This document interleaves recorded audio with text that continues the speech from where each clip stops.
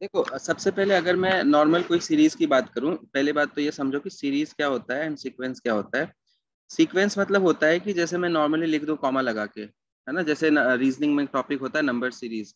ठीक है, number series बोलते हैं, उसमें क्या होता है ना कि एक नंबर लिखा होता है, मान लो 2, फिर कॉमा लगा के 5, फिर कॉमा लगा के 8, ऐसे करके नंबर्स लिखे होते हैं, इसको हम लोग बोलते हैं सीक्वेंस। और जब इनको ऐड कर देते हैं ना, ये सीरीज बन जाता है। ठीक है, ये तो डेफिनेशन है। अब सीरीज अलग अलग टाइप की होती है, जैसे कि ये सीरीज जो तुम्हारे स्क्रीन पे अभी लिखा है ना 258, इनमें कुछ पैटर्न देख पा रहे हो क्या? 258 में कुछ पैटर्न है, चैट में लिखना, बोलना मत। कोई पैटर्न देख पा रहे हो? सब लोग देख पा रहे हो ना? इसमें पैटर्न क्या है? ये 3 3 से बढ़ रहा है, 3 3 से बढ़ रहा है।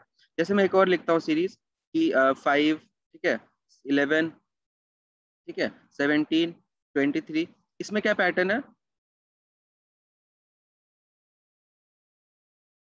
6 6 का गैप है। दिख रहा है सबको ये चीज? मतलब ये एक डिफरेंस कांस्टेंट है। ठीक है, अभी मान लो मैं एक और सीरीज स्टार्ट करता हूँ। दीपक कुछ डाउट है क्या? No sir. माइक ऑफ कर लो, वो थोड़ा मेरा आवाज इको होता है मेरे पास। चलो वापस देखो, अगर मैं लिख रहा हूँ 5, ठीक है, अब ध्यान से देखना, 5 10, अब नेक्स्ट नंबर क्या होगा मुझे बताओ? नेक्स्ट नंबर क्या होगा? 15। बस एक ही पॉसिबिलिटी है। तो 20 की भी है। अनलिमिटेड पॉसिबिलिटीज हैं। ठीक है, जब तक मैं पैटर्न ना बता दूं, जैसे किसी भी पैटर्न को आइडेंटिफाई करने के लिए मिनिमम 3 टर्म्स होने चाहिए। क्योंकि अब तुम खुद सोचो, मैं 5 का डिफरेंस लगा के यहाँ 15 लिख सकता हूँ, मैं डबल डबल करके यहाँ 20 भी लिख सकता हूँ, और मैं अलग अलग तरीके से बहुत सारी चीजें लिख सकता हूँ। आज के लेक्चर के लिए बस ये दोनों चीजें इंपॉर्टेंट है। अब पहला वाला जो मैंने 15 लिखा है, वो मैंने क्या किया, डिफरेंस को सेम रखा है, मतलब पहले +5 किया, बाद में भी +5 किया। ये सबको क्लियर है? Yes sir. To identify any pattern you need at least 3 terms. ठीक है, अब अगर मैं 5 10 20 को देखता हूँ, तो इसमें क्या पैटर्न है? इसमें देखो डिफरेंस कांस्टेंट नहीं है, डिफरेंस बढ़ रहा है, ये है कि double double double double double हो रहा है। ठीक है, तो पहले वाले में क्या था, जो हम पहला सीरीज देख रहे थे, उसमें डिफरेंस कांस्टेंट भी बढ़ रहा था। तो वो जो डिफरेंस था ना, कॉमन था। समझ आ रहा है? यहाँ पे जो डिफरेंस था वही यहाँ पे था, तो ये जो डिफरेंस 5 का था ना, इसको हम लोग बोलते हैं कॉमन डिफरेंस, और इस सीरीज को हम लोग बोलते हैं अरिथमेटिक प्रोग्रेशन। सबको क्लियर है? 10th में सबने पढ़ा होगा, जो जीपी बहुत सारे लोगों ने नहीं पढ़ा होगा। यहाँ पे क्या है कि रेशियो कांस्टेंट है। रेशियो मतलब जैसे कि दूसरा टर्म बटा पहला टर्म 10/5, तीसरा टर्म अपॉन दूसरा टर्म 20/10, ये कांस्टेंट है। ये सब क्या है, 2 है। तो इसको हम लोग, जो 2 है ना यहाँ पे, इंटू 2 चल रहा है ना, उसको हम लोग क्या बोलते हैं, कॉमन कॉमन रेशियो। रेशियो। और इसको डिनोट करते हैं आर से, इसको डिनोट करते हैं डी से। और ये क्या होता है, जैसे second term upon first term, या third term upon second term, fourth term upon third term, ये सारा कांस्टेंट होगा, और इस पर्टिकुलर सेट के लिए ये वैल्यू 2 है। आ गया समझ सबको? दीपक क्लियर है? आयुष क्लियर है? Yes sir. अभी बस डेफिनेशन बता रहा हूँ। ठीक है, अब स्कूल में इसको कैसे पढ़ाते थे पहले वो बता देता हूँ मैं। स्कूल में कैसे पढ़ाते थे, एक सेकंड, इसको हटा दूं मैं स्क्रीन को, किसी को कुछ लिखना है? नहीं लिखना। देखो ये 2 टाइप के सीरीज सबसे ज्यादा इंपॉर्टेंट होते हैं किसी भी कॉम्पिटेटिव एग्जाम्स के लिए। कैट में इससे एक लेवल ऊपर जाते हैं, और आईपीएम में से एक लेवल ऊपर जाते हैं। ठीक है, उसको स्पेशल सीरीज बोलते हैं, वो बाद में करें। ठीक है, अभी मैं आगे चलता हूँ। और एक एचपीवी होता है, वो भी रेयरली पूछते हैं सवाल। एचपीवी मैं बता दूंगा क्या होता है, क्वेश्चन उससे ज्यादा नहीं पूछते, क्योंकि एपी और जीपी का रियल लाइफ यूज है, एचपी का एज सच कोई यूज नहीं है। ठीक है ना? अब एपी को ध्यान से देखो। स्कूल में एपी कैसे पढ़ाते थे? स्कूल में बोलते थे बेटा एक ए होता है, एक A+D होता है, एक A+2D होता है, ऐसे करके कुछ कुछ होता है, इसको हम लोग बोलते हैं कि ये एपी है। और इसका बेटा nth टर्म निकालते हैं A+n-1D से, और इसका सम ऑफ द टर्म्स होता है ना, वो होता है n/2 2A+n-1D। ये करके स्कूल में पढ़ा के छोड़ दिया। अब बच्चे ये रट के बैठ जाते हैं, इसका उनको प्रैक्टिकल मतलब ये आता कैसे वो नहीं पता होता। समझ आ रहा है सबको? ये सबने देखा होगा ना लाइफ में, सबने देखा है ना? ये किसी ने नहीं देखा एक बार नो लिखना। अगर किसी ने इसको पहली बार देखा एक बार नो लिखना। कोई नहीं होगा ऐसा, ठीक है? स्कूल में पढ़ाया था, सब स्कूल पास करके आया है। ठीक है, चलो अब इसका मैं लॉजिक बताता हूँ, ये कहाँ से आता है। ठीक है ना? देखो सबसे पहले ध्यान से देखो, ये जो ए है ना, ये है फर्स्ट टर्म, ये है फर्स्ट टर्म। तो फर्स्ट टर्म को हम T1 लिख सकते हैं, राइट। फर्स्ट टर्म को T1 लिख दूं, टर्म 1, ठीक है। तो टर्म 1 की वैल्यू A है। अब सपोज करो मुझे अगला टर्म निकालना है, तो अगले टर्म के लिए मैं इसमें डिफरेंस जोड़ दूंगा, अगले टर्म के लिए मैं डिफरेंस को 2 बार जोड़ दूंगा, अगले टर्म के लिए मैं डिफरेंस को 3 बार जोड़ दूंगा। आ रहा है समझ सबको? क्योंकि डिफरेंस बढ़ता जा रहा है, D D D D add होता जाएगा। ये क्लियर है आयुष? भूमिका क्लियर है ये? ठीक है। अब तुम ध्यान से Yes, देखो, sir. हाँ, इसमें जब पहला टर्म निकाल रहे थे तो इसमें 0D था, दिख रहा है। दूसरा टर्म जब निकाल रहे थे 1D था। तीसरा टर्म जब निकाल रहे थे इसमें 2D था, दिख रहा है।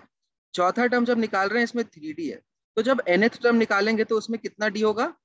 n-1D होगा, एंड a प्लस n-1D। यहाँ से डेरिवेशन आता है। समझ आ गया सबको? समझ आ गया ना? मतलब आपको अगर देखिए, अगर आपको 10th टर्म निकालना है तब आप पहले टर्म में 9 बार जोड़ोगे ना डिफरेंस, 10 बार थोड़ी जोड़ोगे। ये इसका लॉजिक है। क्लियर है सबको? दीपक क्लियर है ये चीज?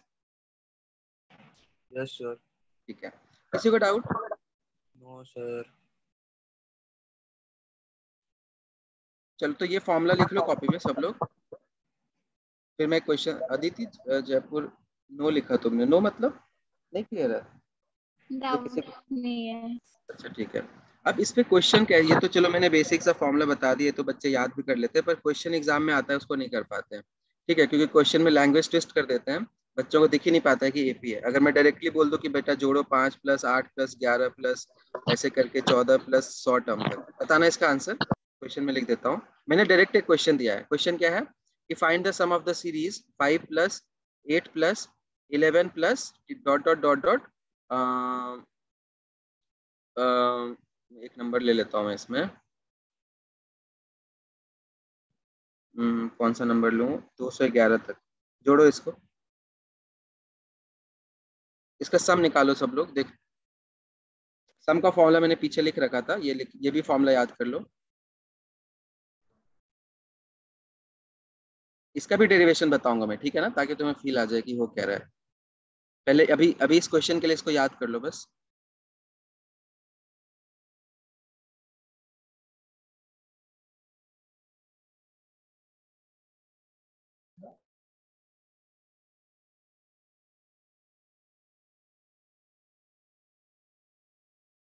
यहाँ पे ना एक काम करो, 200, मैंने 211 लिखा था ना, 209 लिख लो। 211 इस सीरीज का नंबर ही नहीं है, ठीक है? समझ आया? 211 इस सीरीज का नंबर ही नहीं था।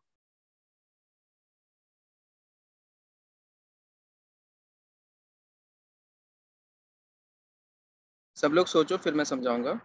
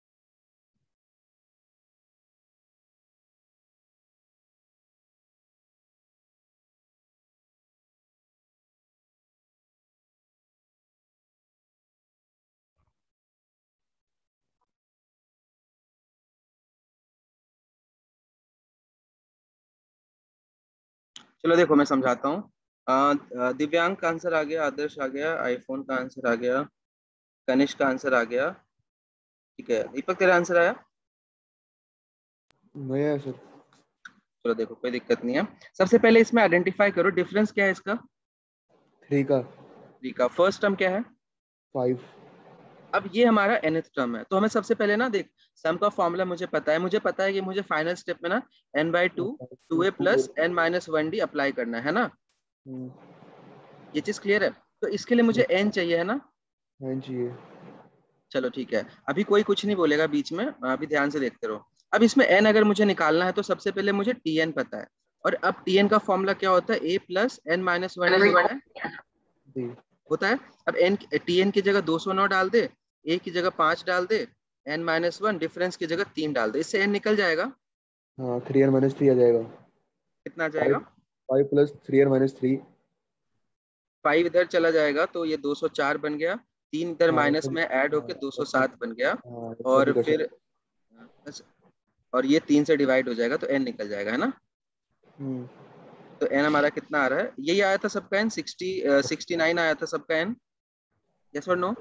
Yes yes sir. Sir. Yes, अब sir. एक चीज, अब मेरा क्या होगा ना, अब देखो ध्यान से, n मुझे निकालना जरूरी था क्योंकि n के बिना मैं कर नहीं सकता हूँ सॉल्व, क्योंकि यहाँ भी n है, यहाँ भी n है। ये वाला n तो फिर भी अवॉइड कर सकते हैं हम, बताऊंगा कैसे। ये वाला n के लिए मुझे पूरा n निकालना पड़ता है। अब देखो ध्यान से देखो, मुझे पता है कि मेरा आंसर है 69/2। 2a प्लस, अब 2a 2 × 5 plus n - 1d, n की जगह 69 डालोगे तो 68 इंटू, अब इसको हमें सॉल्व करना है। तो मैं इसको सॉल्व करने में टाइम वेस्ट नहीं करूंगा, सबसे पहले मैं चेक करूंगा कि देखो ये 69 जो है ना, ये 23 × 3 होता है। तो मेरा आंसर 23 का मल्टीपल होगा। और अगर तुम्हें टेबल याद है ना 25 तक, तब तुम टेबल से चेक कर सकते हो। मेरा आंसर 3 का भी मल्टीपल होगा। तो मैं 3 का टेस्ट क्या होता है दीपक, 1 2 3 4 4 नंबर है, चारों को ऐड कर लिए, तो उनका सम होना चाहिए 3 से डिविजिबल। सुना है ऐसा कुछ, डिविजिबिलिटी रूल्स स्कूल में पढ़े थे। Yes sir. जैसे मेरा नंबर है 72930, तो ये नंबर मुझे चेक करना है 3 से कटेगा क्या, तो पूरा नहीं डिवाइड करना है, बस जोड़ लो, 3 9 12 2 14 7 21, इसका सम 3 से डिवाइड होता है तो ये भी हो जाएगा, ठीक है। तो इसको सॉल्व करके मेरा आंसर आ जाएगा। लेकिन हम इसमें एक और चीज कर सकते हैं, उसको बताने के लिए पहले मैं डिराइव करूंगा। ध्यान से देखो, देखो ये फॉर्मूला कहाँ से आता है। जैसे तू अगर किसी भी एपी को नोटिस करना, सब लोग ये ध्यान से सुनते रहना। जैसे मैं एक एपी लेता हूँ, 2 5 8 11, ठीक है, 8 14, 11। गलत कर लिया क्या, 3 3 कर सही तो है, 20 24, 1 2 3 4 5 6 7 8। अब ध्यान से देखना, ठीक है सब लोग, पहला टर्म और लास्ट टर्म को जोड़ के देखो, पहला टर्म और लास्ट टर्म को जोड़ो, कितना आ रहा है, 26। 26। दूसरा और सेकंड लास्ट को जोड़ो, मैंने कुछ गलत, सॉरी यहाँ 25। 20, सॉरी सॉरी यहाँ 25। 23 होगा यहाँ पे, ठीक है, 3 का डिफरेंस था ना, तो सम 25 है, ठीक है। 25 आएगा। और यहाँ भी 25 आ रहा है। हाँ यहाँ पे 25 आ रहा है। तीसरा और तीसरा लास्ट को जोड़ो, 25 25 और ये भी 25। 25। तो इसमें हम ऐसा बोल सकते हैं क्या, जो सीरीज का जो सम होता है ना, वो मतलब तुम पहला और लास्ट को जोड़ो तो सेम रहेगा, दूसरा और सेकंड लास्ट को जोड़ो तो सेम रहता है, समझ आ रहा है। हम्म। तो मैं इसका डेरिवेशन सिखा रहा हूँ। जैसे कि मैं किसी भी सीरीज को लिख देता हूँ, ध्यान से देखना, मैं सीरीज को लिख रहा हूँ 2 5, या मैं ऐसे लिख लेता हूँ, ध्यान से देखना बस। मैं इसको लिख रहा हूँ a+d, ठीक है, a+2d और a+3d, बस इतना सा सीरीज लेते हैं। तो ये मेरा, अगर मुझे इसको जोड़ना है तो मैं इसको जोड़ने के लिए ऐसा लिखूंगा ना। देखो ये मैं डेरिवेशन बता रहा हूँ, अगर ये थोड़ा भी तुम्हें डिफिकल्ट लगता है तो टेंशन मत लेना, फॉर्मूला मैंने बता दिया है, मैं उसको बस थोड़ा सा फील दिला रहा हूँ। ये सबको क्लियर है, मैं, मेरे पास 4 टर्म का समय, तो मैं ऐसे लिख सकता हूँ, यस और नो, यस और नो। Yes sir. और ये जो नंबर होता है, और ये जो नंबर होता है, मान लो ये फर्स्ट टर्म है, ये हमारा लास्ट टर्म है, इस सीरीज के लिए लास्ट टर्म है, सॉरी ये T1 T2 T3 और T4 था। अब मुझे एक चीज बताओ, T1 + T4 और T2 + T3 बराबर होंगे क्या, T1 + T4 और T2 + T3 बराबर होंगे क्या, सोच के बताओ, बराबर होंगे ना, ऊपर से देख के सोच के बताओ, इनको जोड़ो, बीच वालों को जोड़ो, बराबर होंगे। तो मैं इसको सीधे ऐसे लिख सकता हूँ, T1 + T4 का डबल, ऐसा लिख सकता हूँ क्या, सोचो, सोचो सब लोग, ऐसे लिख सकता हूँ ना। इसको एक बार जोड़ा, जैसे कि मुझे ये सारे जोड़ने हैं, तो मुझे पता है कि फर्स्ट और लास्ट का सम 25 है, तो मैं 25 को 4 से मल्टीप्लाई कर दूंगा, समझ आया ये चीज, क्योंकि 4 बार ऐसा सम आने वाला है। क्लियर है सबको, नहीं आ रहा है समझ, दीपक डाउट है क्या तुम्हें।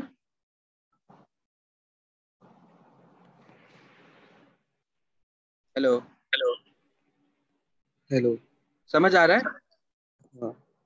मैंने यही बोला ना कि मुझे देख 8 टर्म को जोड़ना है, तो मैंने क्या किया, पहले और लास्ट को जोड़ दिया, तो वो आ गया 25।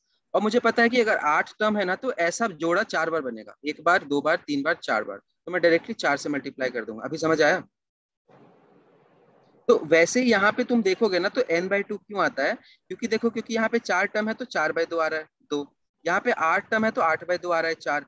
तो हमें सिंपली जो फॉर्मूला होता है ना सम का, वो क्या हो सकता है कि आप पहला टर्म और लास्ट टर्म को जोड़ लीजिए और उसको n/2 से मल्टीप्लाई कर दीजिए, यहाँ से फॉर्मूला आता है, समझ आया। कितने लोगों को हम्म। समझ आ गया, एक बार चैट में 100 लिखना। आप पहला और लास्ट को जोड़िए और उसको जितने टर्म है ना उसके आधे से मल्टीप्लाई कर दीजिए। क्लियर है सबको, सबको समझ आ गया।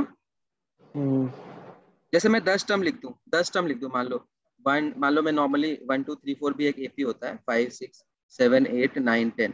तो मुझे पता है कि देख पहले और लास्ट का सम 11 है। अब यहाँ भी एक बार 11, दो बार 11 बन गया, 3 बार 11, 4 बार 3 और 8, 4 और 7, 5 और 6। तो 10 टर्म है तो 5 बार 11 बनेगा। और 11 क्या है, पहला टर्म प्लस लास्ट टर्म। तो जो फॉर्मूला सम का निकलता है ना, वो बेसिक फॉर्मूला होता है n/2 into first term plus last term. और फिर लास्ट टर्म का फॉर्मूला मैं इसमें वापस डाल देता हूँ। लास्ट टर्म का फॉर्मूला क्या होता है, a+n-1d। तो हमारा स्टैंडर्ड फॉर्मूला बन जाता है वो वाला जो मैंने वहां पे लिखा था। आगे सबको समझ? तो आप ये भी यूज कर सकते हो और ये भी यूज कर सकते हो। तो इसका फायदा क्या होगा मैं बताऊं? देखो इसका फायदा ये होगा कि मैं जो ये गंदा सा लिख रहा हूँ ना, ये लिखने की जरूरत ही नहीं है। मुझे पता चल गया कि 69 टर्म्स है, तो 69/2 into first term plus last term, सीधे। आगे समझ? तो इसको तुम जोड़ोगे ना तो यही आएगा। क्लियर है सबको? थोड़ा सा टाइम से हो जाता है। क्लियर है सबको? ठीक है, चलो आप सब लोग चैट में लिखते रहा करो ताकि मुझे समझ आए। ठीक है ना? क्या किया मैंने, पहले और लास्ट को जोड़ा और मुझे पता है कि वही चीजें अंदर रिपीट होती हैं। तो जितने टर्म है उसका आधा बार जोड़ा बनेगा into first term plus last term, बस खत्म। आई होप सबको क्लियर होगा। ठीक है, अच्छा अब मैं एक और नोटिस कराऊंगा एक चीज, फिर मैं क्वेश्चन दूंगा स्क्रीन पे। देखो एक चीज होती है अरिथमेटिक मीन। अब अरिथमेटिक मीन क्या होता है वो भी देख लो ध्यान से। मीन मतलब पता है, मीन मतलब क्या होता है? मीन मतलब एवरेज। मीन मतलब एवरेज, ठीक है ना? मीन मतलब खड़ूस भी होता है, पर वो वाला मीन नहीं है ये। ठीक है, कौन हंस रहा? चलो, इतना अच्छा तो जोक नहीं था ये। ठीक है चलो, देखो ध्यान से। अरिथमेटिक मीन क्या होता है कि आप ना सेल्फिश, हाँ ठीक है। फर्स्ट टर्म देखो ध्यान से, मैं एक एपी लेता हूँ। कोई एपी बोलना मुझे, कोई भी, कोई एक एपी बताओ 3 टर्म का या 5 टर्म का बता दो। 5 10 15 20 25। चलो ठीक है, 5 10 15 20 25। अब तुम ध्यान से देखो, तुम पहले और तीसरे को जोड़ो और देखो कि बीच में उसका आधा है क्या। पहले और तीसरे को जोड़ो, देखो बीच में उसका आधा है क्या। Yes sir. दूसरे और चौथे को जोड़ो, देखो बीच में उसका आधा है क्या। Yes sir. तीसरे और पांचवें को जोड़ो, देखो बीच में उसका आधा है क्या। Yes sir. तो ये जो बीच का टर्म होता है ना, जैसे एक मैंने एपी लिया है ए बी सी, सपोज करो ए बी सी एपी है, तो बीच वाला टर्म क्या होता है, आजू बाजू का जोड़ के आधा। तो इसी को हम लोग बोलते हैं arithmetic mean of A and C. मतलब B is the arithmetic mean of A and C. लिख लो सब लोग नोट्स में ये चीज। क्लियर है सबको? Yes sir. आई होप सबको समझ आ रहा होगा। चलो, लिख लिया? अच्छा ऐसा क्यों होता है ये भी बताओ, ऐसा क्यों होता है बताओ, डिराइव करूं? Yes sir. चलो ठीक है, कर देता हूँ। देखो मैं पहले टर्म को लिख सकता हूँ, पहले टर्म को मैं ए लिख देता हूँ, दूसरे टर्म को मैं लिख देता हूँ a+d, और तीसरे टर्म को मैं a+2d, ऐसे लिख सकता हूँ एपी को। तो अब तुम ध्यान से देखो, पहले और लास्ट वाले को जोड़ो तो a+2d और एक और a जोड़ के 2a+2d होगा। हाँ। और इसको आधा कर दो, ये बनेगा। Yes sir. चलो, जैसे तू आठवां टर्म ले ले, आठवां टर्म क्या होगा, a प्लस कितना d होगा आठवां टर्म? 70 7d। 70 और आठवां, नवां और 10वां, 10वां टर्म क्या होगा, a+9d। 90। इनको जोड़ के आधा करो, देखो a+8d आ जाएगा। देखो जोड़ के आधा करो, जोड़ के आधा कर दिया सर। आगे a+8d। ठीक है, a+8d आएगा ना। Yes sir. यस तो सर। मतलब ये 7th टर्म और 9th टर्म का एवरेज होता है 8th टर्म। तो अगर मैं एपी लिख रहा हूँ कि टर्म 7, टर्म 8 और टर्म 9 का, ये भी एपी होता है ना। अगर मैं एपी में से 3 टर्म उठा लूँ बीच में से, वो भी एपी होंगे। समझ आ रहा है ना? तो बीच वाला टर्म को हम लोग क्या बोलते हैं, अरिथमेटिक मीन। क्लियर है सबको? चलो, आई होप सबको क्लियर होगा ये चीज। अब मैं कुछ क्वेश्चन दूंगा। एक और चीज मैं बता देता हूँ, जब भी तुम्हारे एग्जाम में क्वेश्चन आएगा, जैसे मान लो तुम्हारे एग्जाम में लिखा है कि 3 numbers are in AP and their sum is अच्छा एक चीज बताओ, ध्यान से सोच के बताना। अगर 3 नंबर एपी में है तो उनका सम कौन से पर्टिकुलर नंबर का मल्टीपल होगा हमेशा? ध्यान से सोचना। अगर 3 नंबर एपी में है तो उनका सम जो है ना, किसी पर्टिकुलर प्राइम नंबर का मल्टीपल होगा हमेशा। सोच के बताओ, बोलना सर मत। 2 का होगा। जब मैंने बोला बोलना मत, चैट में लिखो।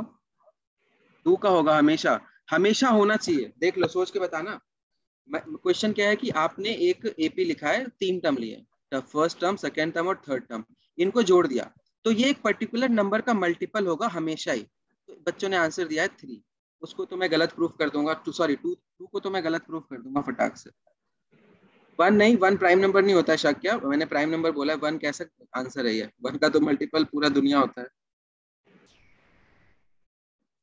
आयुष तूने कुछ सोचा? आयुष?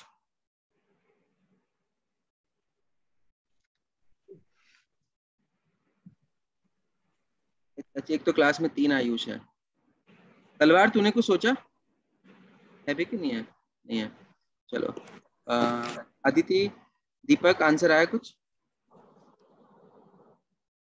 अच्छा है आयुष क्लास में। देखो, जब भी ऐसा क्वेश्चन एग्जाम में आता है ना, तो आप क्या करो, बैठे मत रहो, कुछ कुछ ना एजम्पशन लेके देखो। जैसे मैं नॉर्मली एपी ले लेता हूँ, 1 2 3 जोड़ के 6 आ रहा है, 3 5 7 जोड़ के कितना आ रहा है? 15 आ रहा है। तो दो तो गलत है, देखो दो का तो यहीं पे नहीं है मल्टीपल, लेकिन दोनों 3 का है। समझ आ रहा है? कोई भी एपी ले लो, 105, 100, 205, 305, ये भी एपी है, 100 का डिफरेंस है। ये भी तुम जोड़ोगे ना तो कितना आएगा? 615 आएगा। ये भी 3 का मल्टीपल है।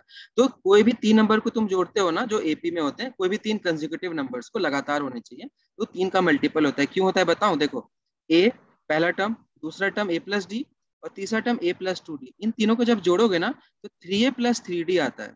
मतलब कि ये नंबर हमेशा ही 3 का मल्टीपल होगा। अभी सबको क्लियर है? सबको क्लियर है? ठीक है। तो आपका जब भी एग्जाम में क्वेश्चन होगा ना, जिसमें ऐसा लिखा हो कि सम ऑफ 3 टर्म्स इज, मान लो 30 दे रखा है, तो एजम्पशन कैसे लेते हैं कुछ बच्चे ना, उसमें जैसे एजम्पशन क्या होता है कि आप तीनों टर्म को कुछ मान लेते हो, तो ए प्लस डी, A+2D मान सकते हैं। लेकिन उससे अच्छा क्या होता है, आप ऐसा मान लो, A-D, ए और A+D। ये भी एपी है ना? ये भी एपी होगा, होगा दीपक? ये एपी, हाँ। डीडी जुड़ रहा है। तो आप ऐसा अजम्पशन लिया करो, जब भी आपको 3 नंबर्स एज्यूम करने हैं ना जो एपी में है, तो आप कैसे एज्यूम करोगे? A-D, ए और A+D। अगर 5 नंबर होंगे, अगर 5 नंबर एपी में है, तो हम कैसे एज्यूम करेंगे? A-2D, A-D, A+D, ए और A+2D। इसको लेने से फायदा क्या होता है, आप जब ऐड करते हो ना, तो ये उड़ जाता है, तो डायरेक्टली हमारा ए निकल जाता है, जबकि इसमें हमारा डायरेक्टली ए नहीं निकलेगा। आ रहा है समझ? हाँ। अच्छा, अब ये तो मैंने बता दिया, सबको क्लियर भी है। किसी को डाउट है तो अभी पूछ लो। सो हाँ बोलो। सो ये 4 5 6 इसके लिए भी ट्रू है क्या? 5 6 टर्म्स के लिए कि 5 5 का मांगी, मल्टीपल हो? 5 का मल्टीपल हमेशा नहीं होगा। 5 का मल्टीपल 1 2 3 कहाँ है? 5 का मल्टीपल इसको जोड़ के। 5 टर्म्स लेंगे तब? हाँ, 5 टर्म्स के लिए 5 का मल्टीपल होगा हमेशा। खुद देखो ना, ओके जोड़ के देख लो, जोड़ के देखो, 5 आ रहा है ना। अच्छा, ये तो मैंने बता दिया। अब मुझे बताओ, अगर मुझे दे रखा है कि 4 टर्म एपी में है, तो हम क्या अजम्पशन लें ताकि सारा डी कट जाए? चैट में लिखोगे सब लोग, कोई बोलेगा नहीं अनलेस मैं नाम लेके पूछूं। 4 टर्म एपी में गिवन है, तो आपको एज्यूम करना होगा, राइट? सबसे पहला स्टेप यही होता है ना कि एज्यूम कर लेते हैं, let the numbers B A+D, A+2D, A+3D। ये एजम्पशन होता है जनरली। आप कुछ ऐसा एजम्पशन लो ताकि सारा डी कट जाए। गुड। A-3D, A-D, A+D और A+3D, ये एजम्पशन लेंगे। देखो, सबका डिफरेंस 2D है, राइट? डिफरेंस कांस्टेंट है। तो ऐसा एजम्पशन हम कब लेते हैं? जब 4 टर्म दे रखे होते हैं क्वेश्चन में। क्लियर है सबको? सबको क्लियर है? दीपक, क्लियर है ये चीज? यस। चलो, अब मैं क्वेश्चन दे रहा हूँ स्क्रीन पे। ये एपी टॉपिक खत्म हो गया है, मतलब कंसेप्चुअली। अब क्वेश्चन कराऊंगा और फिर से बच्चों को दिक्कत आएगी, क्योंकि क्वेश्चन का लैंग्वेज वो नहीं पढ़ पाते।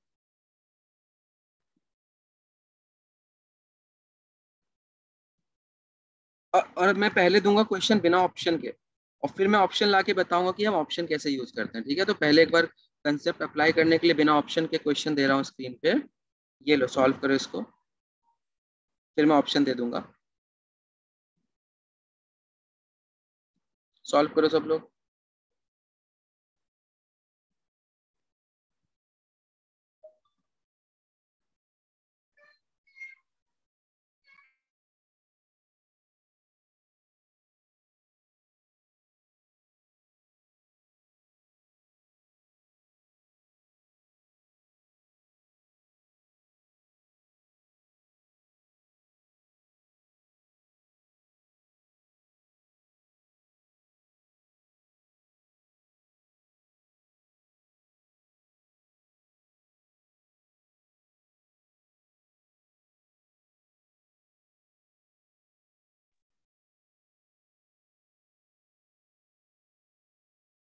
सर तो सी डी वर्ड टर्म के लिए डी होगा और इवेंट टर्म के लिए 2D, ऐसा पैटर्न फॉलो होता है ना। हाँ राजा,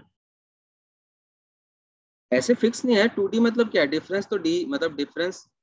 अब तू ऐसे मत समझ कि डिफरेंस डी है वहाँ 2D हो गया। 2D भी एक वेरिएबल ही है जैसे डी वेरिएबल है, ठीक है। वो डिफरेंस कांस्टेंट है ना। डी तो मैं एज्यूम करता हूँ कि डी लेते हैं, ठीक है।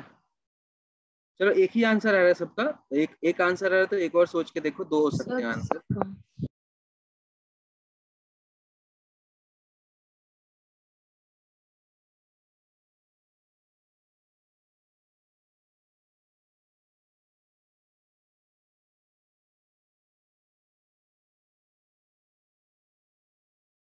सब लोग ट्राई कर लिए? ठीक है, अदिति का आंसर सही है।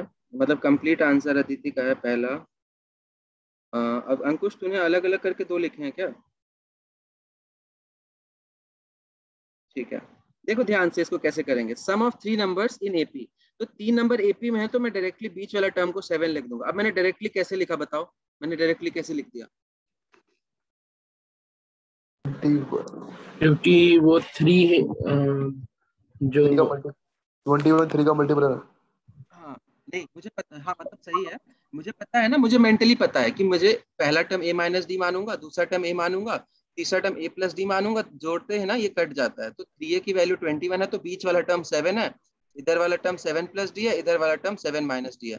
तो अब मुझे क्या एग्जाम में थोड़ी स्टेप दिखाना है मैम को कि मैं मैम को दिखा रहा हूँ let the first number, let the second number. कुछ नहीं करना ना, मैं तो डायरेक्टली सोच लूंगा ए 7 है, बीच वाला टर्म 7 है। ये क्लियर है सबको कैसे लिखा मैंने? सबको क्लियर है ना? बीच वाला टर्म आराम से हो गया।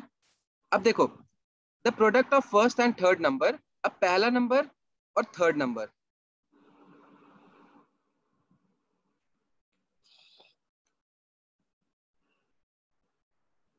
ठीक है।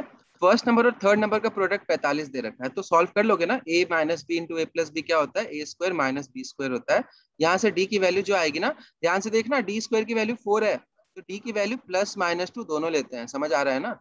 अगर आपको सीरीज को 5 7 9 या 9 7 5 ले लो, दोनों में सेटिस्फाई कर रहा है ना, प्रोडक्ट तो 45 है ही। क्लियर है सबको?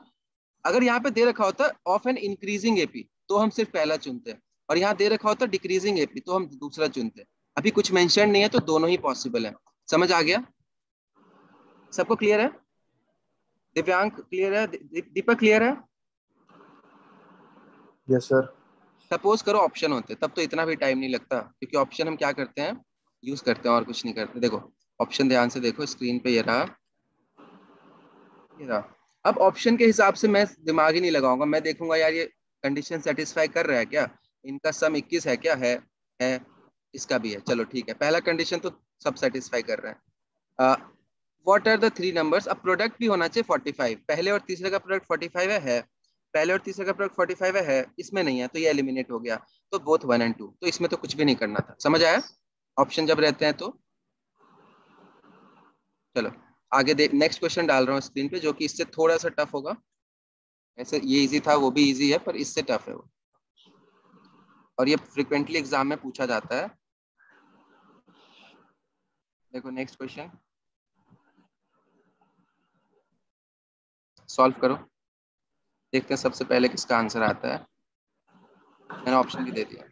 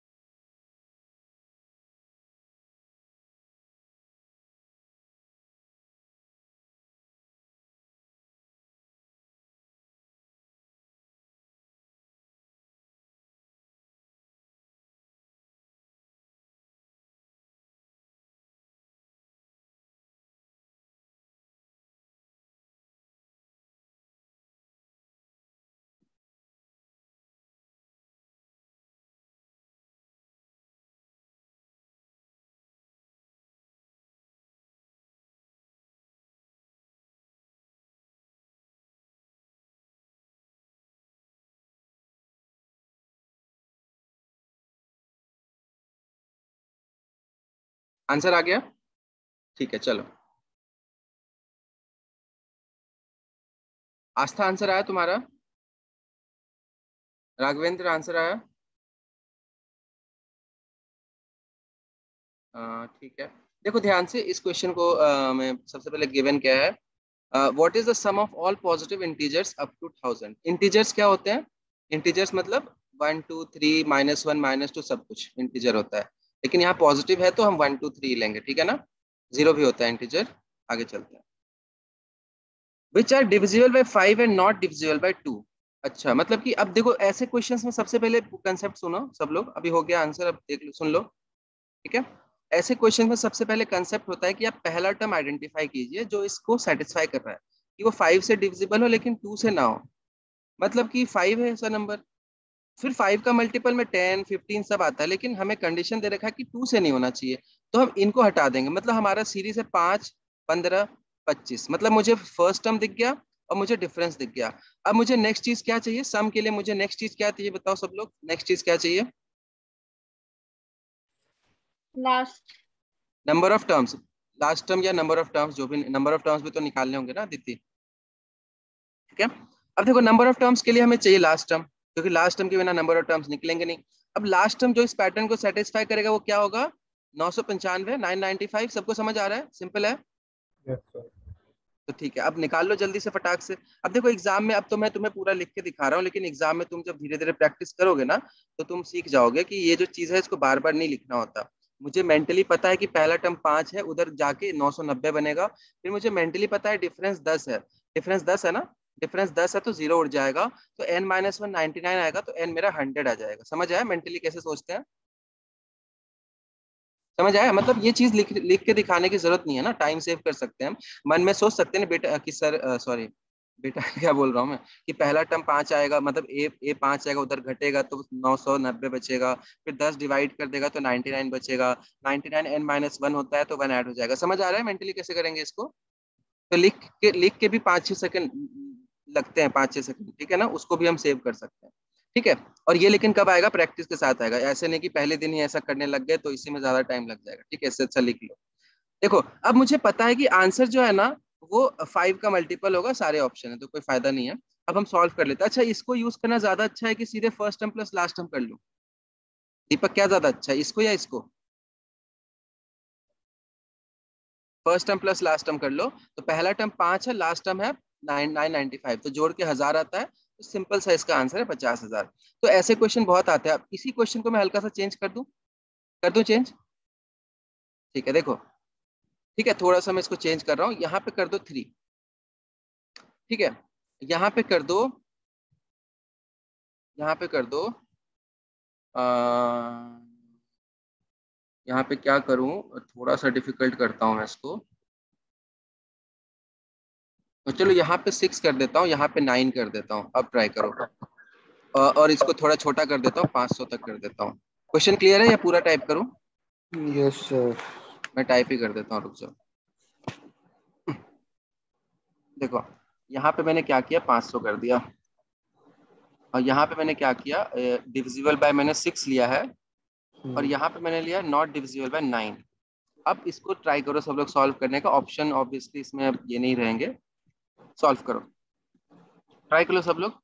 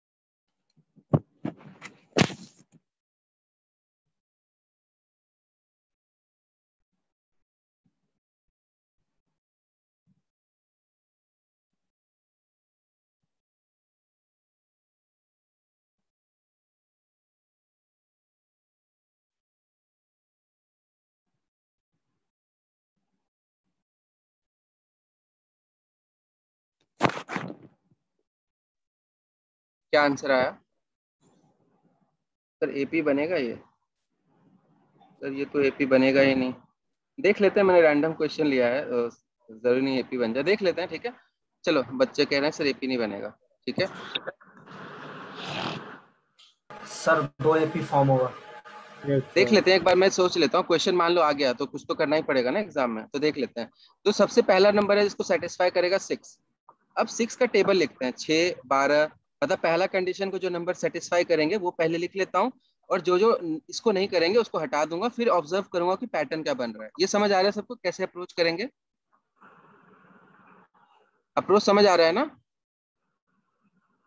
6 12 18, अच्छा बीच में दिक्कत, हाँ तो इसको भी सॉल्व करा जा सकता है यार, ऐसा क्या है, रुक जाओ। 6 12 18 24, फिर 30 आ रहा है, और फिर 36, मुझे पैटर्न दिख गया वैसे, 42 48 और फिर 54। अब ध्यान से देखो, ध्यान से देखना, यहाँ तक सबको क्लियर है ना? एक बार प्लीज टाइप कर दो यहाँ तक क्लियर है तो। अप्रोच समझ रहे हो ना? पहले आप पहला कंडीशन वाले नंबर्स लिख लो, फिर दूसरे वाले जो सेटिस्फाई नहीं करते उनको हटा दो। दीपक क्लियर है ये चीज? Yes sir. अब मैं इसको हटाता हूँ, बता कौन सा नंबर हट जाएगा इनमें से? ये हटेगा ना, 9 का मल्टीपल है, 9 दूनी 18, 36 54, ये सारे 9 के मल्टीपल है। तो मेरा जो पैटर्न बन रहा है वो क्या बन रहा है? 6 12 24 30, ठीक है, 42 48। अब बता, दो अलग से दो एपी नहीं है इसमें, मतलब ये डायरेक्टली 6 12 24 30 ये एपी नहीं है, मतलब यहाँ तक तो जीपी है, लेकिन आगे फिर हिमांगी फॉलो नहीं हो रहा ना, 6 दूनी 12 दूनी 24 दूनी 48 नहीं है ना, तो ये जीपी सर नहीं पर है। आपने बोला सिर्फ 3 नंबर देखो, तो 3 नंबर देख के तो जीपी लग रहा है। मैंने पहली बात, तुमने मेरी बात को पहली बात इसको मिस इंटरप्रेट किया है। मैंने ये नहीं बोला सिर्फ 3 नंबर देखो, मैंने बोला था 3 नंबर से जनरली पैटर्न पता चल जाता है, पर यहाँ पे नहीं पता चल रहा, सिंपल सी बात है। हमेशा हर, क्या बोलूं मैं अब, ठीक है। ये डबल सीरीज तुमने सुना है Himangi? Double series number series में जो मैंने पढ़ाया था, सुना है डबल सीरीज? Yes sir. वैसा है वो, ठीक है। तो इसमें एक एपी चल रहा है 6 24 42, जिसका डिफरेंस है 18, और एक और चल रहा है जिसका डिफरेंस 18 है। तो ये दो पैरेलल एपीज हैं। तो ये क्वेश्चन अच्छा था अपने आप, अब रैंडमली मैंने क्वेश्चन बनाया और ये अच्छा क्वेश्चन बन गया। किसी को ये दिखा था, किसी ने आंसर निकाला था? अंकुश को दिख गया था, और कोई था डबल एपी वाला? जीपी 3 4 लोगों ने लिखा था। कशिश का आंसर आ गया, good.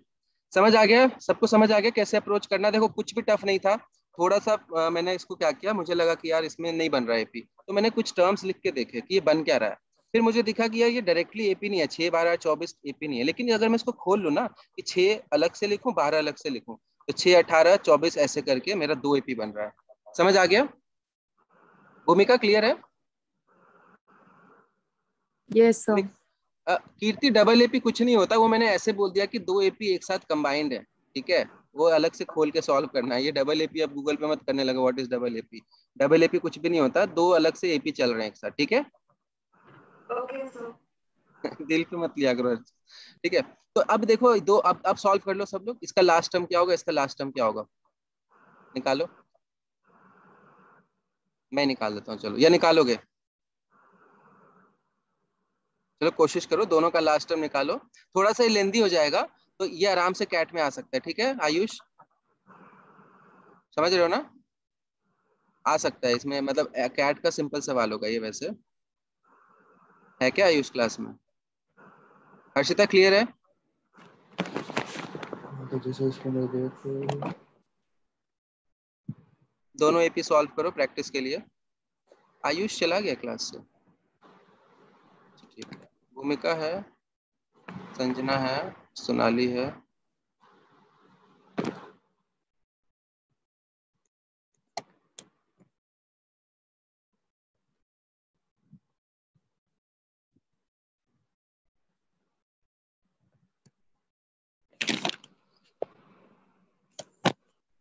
After this question I will give one more question, उसके बाद जीपी स्टार्ट करूंगा।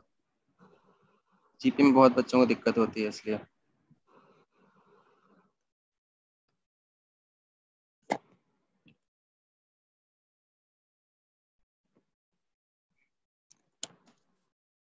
चलो देखो, मुझे 6 के टेबल में पता है कि नंबर एक आता है 480 जो 500 के क्लोज है। 480 486 492 498, ये सारे 6 के मल्टीपल्स होंगे। ऐसे करके मैंने चेक कर लिया, क्योंकि मुझे 480 पता था डायरेक्टली, 6 8 48।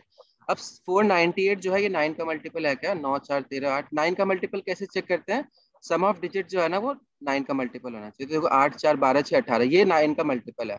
तो ये अगर यहाँ पे है 9 वाला, तो 9 के जस्ट बाद वाला कौन सी सीरीज में आ रहा है? 24 जो इस सीरीज में आ रहा है। तो 492 इसका लास्ट टर्म होगा, 498 इसका लास्ट टर्म होगा। समझ आ गया? मुझे दिखा है कि 9 का मल्टीपल है, तो 9 के मल्टीपल के जस्ट बाद वाला नंबर देखो इस वाली सीरीज में आ रहा है, दिख रहा है सबको? और उसके अगले वाला इस सीरीज का आ जाएगा। दोनों का आ गया लास्ट टर्म। ये कितने लोगों का आ गया था? ये लास्ट टर्म कितने लोगों को दिख गया था? आदर्श तेरा गलत था, 492 होगा, 95 नहीं। एक इवन नंबर की सीरीज में ऑड नंबर नहीं आता कभी भी, ठीक है? समझ रहा है ना? ये सारे इवन नंबर चल रहे हैं ना? यस सर गलती है। हिमांगी तुम्हें, दीपक तुम्हें समझ आ गया ये चीज? Yes sir. ठीक है। हिमांगी तुम्हें लास्ट स्टेप नहीं आया। लास्ट स्टेप मतलब ये लास्ट टर्म निकालने वाला। Yes sir. देखो सबसे पहले हिमांगी, मुझे पता है कि 500 तक के नंबर्स देखने हैं। अब 500 6 से डिवाइड होता है क्या? No sir. नहीं होता। तो एक तरीका क्या है कि 500 को 6 से डिवाइड करो तो रिमाइंडर 2 आ जाएगा। करके देखो, 2 आ रहा है रिमाइंडर। 500 को 6 यस से तो 2 रिमाइंडर आ रहा है, तो 2 घटा दो, लास्ट नंबर वो होगा। एक तरीका ये है, ठीक है? Yes sir. और दूसरा तरीका क्या है? और फिर वेरीफाई कर सर लो 9 का मल्टीपल नहीं है ये, तो हमारा सेटिस्फाई कर रहा है सीरीज को, ठीक है? सर उल्टा कर दिया मैंने, 498 ऊपर डाल दिया, 492 नीचे। अब तो बताओ। चलो ठीक है, देख लेते हैं अभी। ध्यान से देखो, मुझे अब देखना है कि यार ये, चलो मुझे ये डाउट आ गया कि ये इधर आएगा कि इधर आएगा, ठीक है? तो मैंने क्या किया, मैंने देखा कि 500 के पास एक नंबर है 480, जो कि 6 से कटता है। अब इसमें 6 जोड़ेंगे तो अगला मल्टीपल निकलेगा, 6 जोड़ेंगे तो अगला मल्टीपल निकलेगा, 6 जोड़ेंगे तो अगला मल्टीपल निकलेगा। अब देखो ध्यान से, इसमें से 9 का मल्टीपल कौन सा वाला है? पहला, दूसरा, तीसरा, चौथा, कौन सा वाला 9 का मल्टीपल है? देख के बताओ। सम ऑफ 9 का टेस्ट पता है ना सबको? सेकंड। सेकेंड वाला देखो, 8 6 14 4 18, इसका सम ऑफ डिजिट 9 का मल्टीपल है, तो ये नंबर भी 9 का मल्टीपल है। ठीक है हिमांगी, यहाँ तक क्लियर है? Yes sir. अब 9 के मल्टीपल के बाद जस्ट नंबर जो है वो किस सीरीज में आ रहा है? देखो, ऊपर वाले में या नीचे वाले में? सर ऊपर वाले में। तो ये 492 ऊपर वाली सीरीज का है और ये नीचे वाली सीरीज का है। वैसे भी नीचे वाली सीरीज का नंबर बड़ा होगा ना ऊपर वाली से। Yes sir. ओके चलो, सर। आई होप अभी सबको क्लियर है, ठीक है? अब देखो, एक क्वेश्चन लेंदी है, वो पहले मैंने बोल दिया, टेंशन मत लो इस बात का।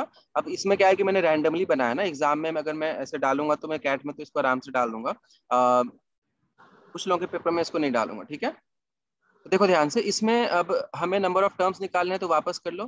492 is equal to first term plus n-1 into difference इसका 18 है, वहां से सॉल्व करके n निकाल लेंगे। और वैसे यहाँ पे भी, इसमें दोनों में नंबर ऑफ टर्म सेम होंगे क्या? खुद से सोचो, सेम होंगे ना? सेम होंगे, ठीक है?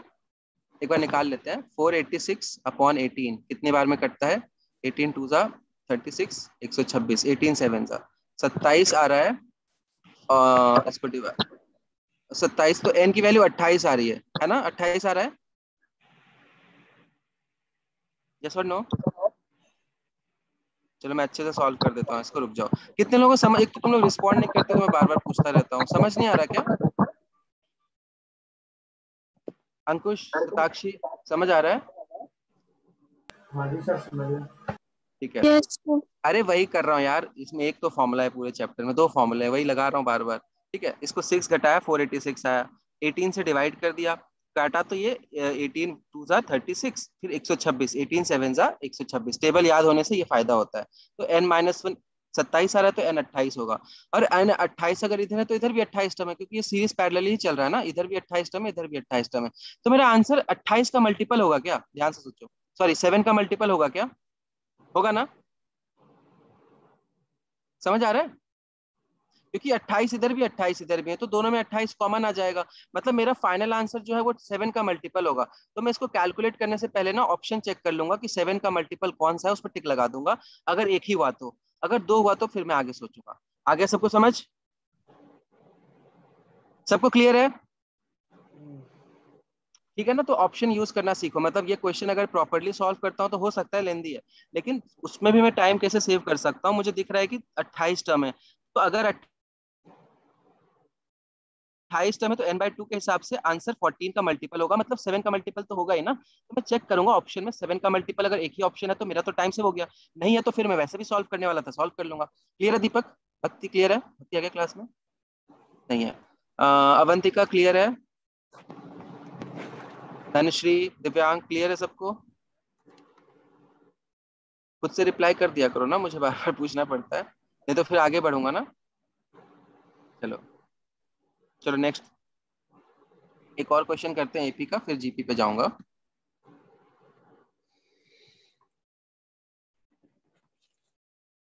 हाँ, ये क्वेश्चन थोड़ा सा ऐसा लगेगा तुम्हें कि ये परसेंटेज का टर्म है, क्वेश्चन है, लेकिन ये क्वेश्चन बहुत अच्छा है, ट्राई करना, ठीक है?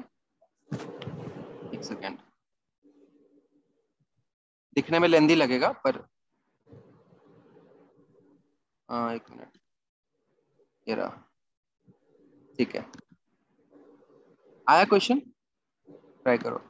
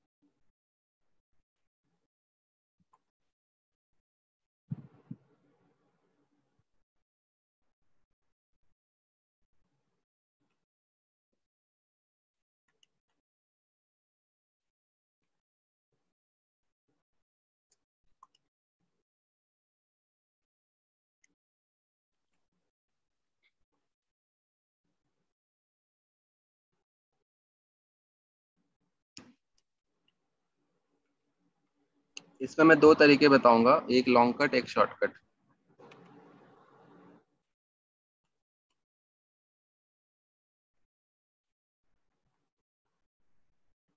कह रहे शॉर्ट पहले बताना, ट्राई तो कर ले एक बार। Arithmetic mean of first 15 terms will be 14th plus 16 term by 2। नहीं, फिर तो सारे टर्म्स को ऐड करके अपॉन 15 करोगे, वो अलग चीज होता है। Arithmetic mean of first 15 terms, first 15 terms का निकालना है तो सबको छोड़ के 15 से डिवाइड करो, वो तो एवरेज हो गया। फिर 3 टर्म्स के लिए मैंने बोला है सुखमन कि बीच वाला टर्म होता है, ठीक है?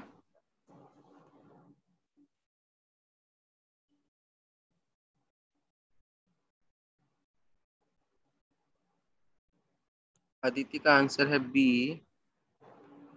हाँ ठीक है, और इशिता का आंसर है डी।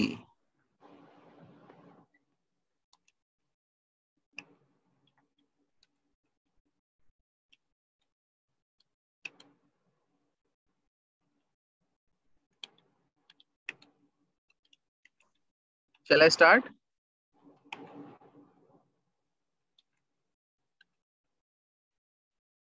कर क्या रहा है?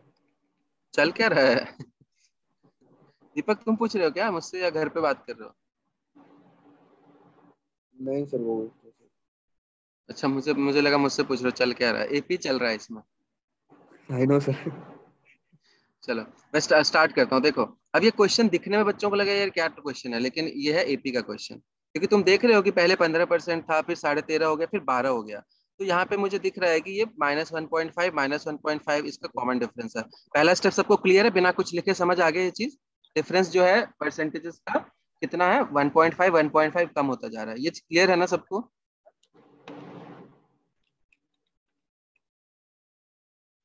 नहीं क्लियर है? ठीक है, अब ध्यान से देखो, ध्यान से देखना, ठीक है? तो पहले मैं शॉर्टकट बता देता हूँ, सुजल का रिक्वेस्ट है इसलिए। मैं अगर इसको एग्जाम में करूंगा ना, तो देखूंगा कि सबसे पहले मुझे दे रखा है एक इक्विपमेंट है। अब नॉर्मल लाइफ में अगर तुम फैक्ट्री से कुछ कुछ जो जो टेक इलेक्ट्रॉनिक वगैरह का सामान होता है ना, उसका रेट टाइम के साथ घटता है ना, समझ आ रहा है ना। तो टाइम के साथ अगर पहले बंदे को बेचूंगा तो मान लो कि इसका दाम 6 लाख का कोई सामान था, मशीन था। अब मैंने किसी को इसका वैल्यू डिप्रिशिएट हो रहा है, मतलब कि अगर मैं इसको दुकान में बेचूंगा ना तो अब 6 लाख में नहीं बिकेगा। और ये लॉजिकल सी बात है ना, यूज कर लिया किसी ने। अगर तुम आईफोन जैसे भूमिका ने खरीदा है, तो उसको मान लो आईफोन चलाना नहीं आया, ठीक है ना, जैसे उसको एंड्रॉयड चलाना नहीं आता था, तो उसको आईफोन पे चलाना नहीं आया, तो उसने मान लो उसको बेचना है, तो वो एक दिन भी यूज कर ली तो वो उतने में तो नहीं बिकेगा। क्लियर है सबको? तो वैल्यू डिप्रिशिएट हो जाती है। तो यहाँ पे जो वैल्यू है ना, वो डिप्रिशिएट होगा पहले 15% पहले साल, फिर 13.5 नेक्स्ट ईयर, फिर 12% थर्ड ईयर। तो ये एपी में डिप्रिशिएट हो रहा है ना, अगले साल फिर 10.5 हो जाएगा, फिर 9 हो जाएगा, फिर 7.5 हो जाएगा, फिर 1.6 हो जाएगा, फिर 4.5 हो जाएगा, फिर 3 हो जाएगा। ऐसे ऐसे लिखने की जरूरत नहीं है, बस मैं बता रहा हूँ। क्लियर है सबको ये चीज? ठीक है, अब मेरा क्वेश्चन पढ़ो एक बार। तो ये देखते ही तुम्हें दिखना चाहिए कि यार ये एपी है, ये परसेंटेजेस प्लस एपी का मिक्सचर कंसेप्ट है। And so on, what will B it's value at the end of 10 years. 10 साल के बाद इसका वैल्यू क्या होगा? तो ध्यान से देखो, मैंने तो वैसे लिख ही लिया है। 10 मतलब हमें इसका nth टर्म निकालना है, 10 टर्म निकालना है, समझ आ रहा है? तो 10 टर्म क्या होगा? First term plus n-1 into difference क्या लेंगे हम? -1.5 लेंगे। इसको सॉल्व करते हैं तो ये आता है 1.5%। मतलब कि जो 10वें साल होगा ना, इसका वैल्यू 1.5% हो जाएगा। समझ आया? कुछ गलत लिख गया क्या मैंने कैलकुलेशन में? हाँ गलत है यहाँ पे शायद कुछ। 15 9 होता है 1.35, तो 1.05 होगा ना? नहीं, सही है सही है, यस गलत है, 1.05 होगा शायद, 1.15 होगा। क्या होगा एक बार check कर। एक सेकंड रुक जाओ, रुक जाओ रुक जाओ रुक जाओ। 15 माइनस 1.35 कितना होता है ये? 1.15 ही आएगा ना? क्या हो गया मुझे? एक सेकंड यार, सॉरी। ये 13.65 हाँ होगा। वही मैं सोचू 13.5 होगा, सॉरी सॉरी। क्वेश्चन मिट गया। एक सेकंड चार्जर ले आता हूँ मैं। ठीक है, तो ये आ जाएगा 1.5%। ठीक है, यहाँ तक क्लियर है सबको? ठीक है, यहाँ तक क्लियर है ना? क्वेश्चन यहाँ पे खत्म नहीं हुआ। यहाँ तक क्लियर है तो एक बार चैट में लिख दो, मैं चार्जर लेके आ रहा हूँ।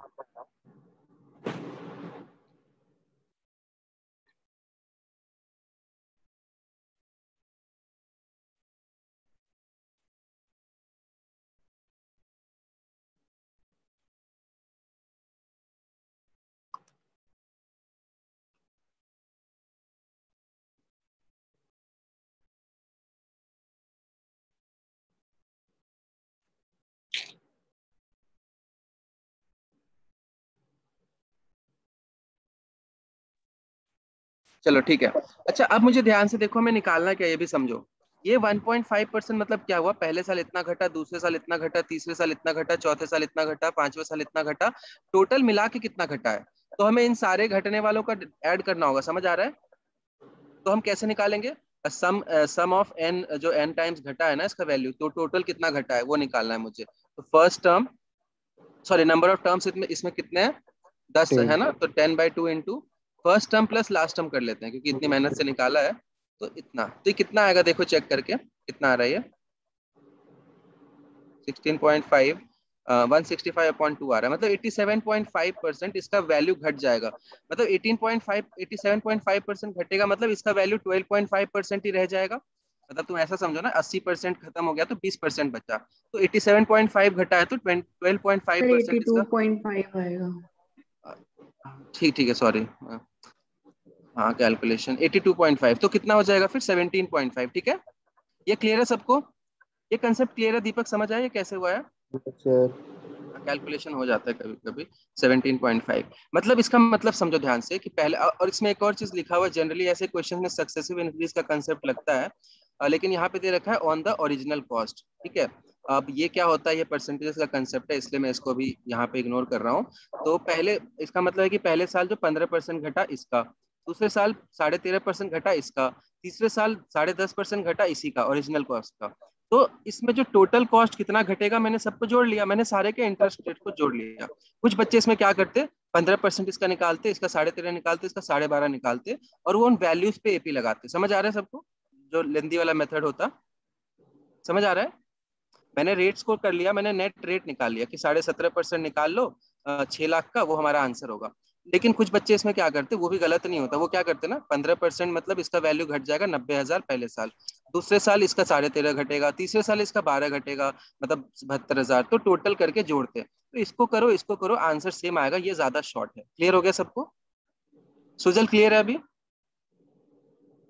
सर 17.5 कैसे आया सर? 82.5 तो समझ में आया, उसके बाद क्या? 82.5 डेप्रिशिएट हो गया। अगर किसी चीज का वैल्यू 82% डेप्रिशिएट होता है, मान ले कि तेरा जो है ना तेरा मोबाइल है, मैंने बोला कि 80% कम पे खरीदूंगा, तो तूने अगर खरीदा है 1 लाख का, तो मैं तो 20,000 पे खरीदूंगा ना।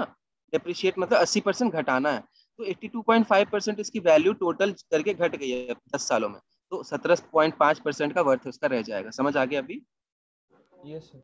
अब इसको पूरा कैलकुलेट करने की जरूरत नहीं है। देखो ध्यान से, अगर टेबल्स याद है तो मुझे पता है 17/6 क्या होगा अभिनव? 17/6 नहीं याद, 102।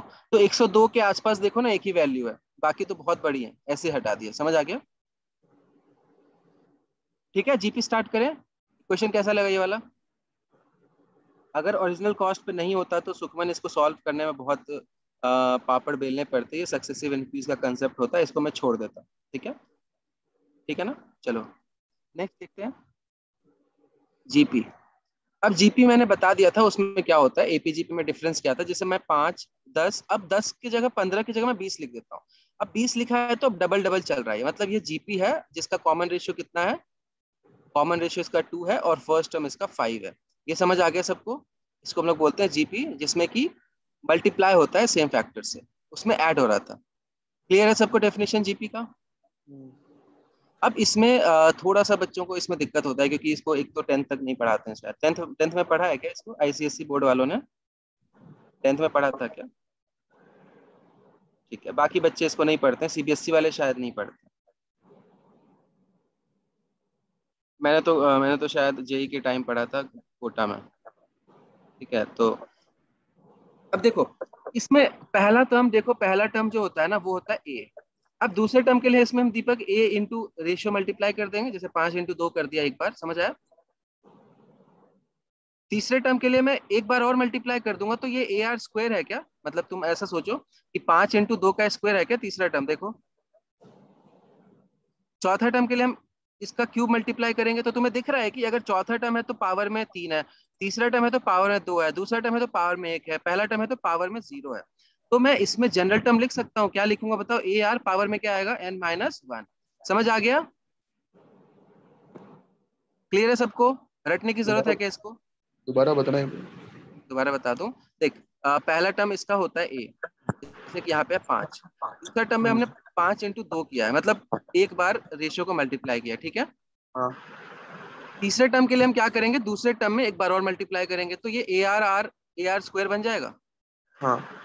और चौथे टर्म के लिए ए आर स्क्वायर में फिर आर मल्टीप्लाई करेंगे तो क्यूब बन जाएगा। ऐसे इसका पावर एक एक एक एक बढ़ता रहेगा क्या? Yes sir.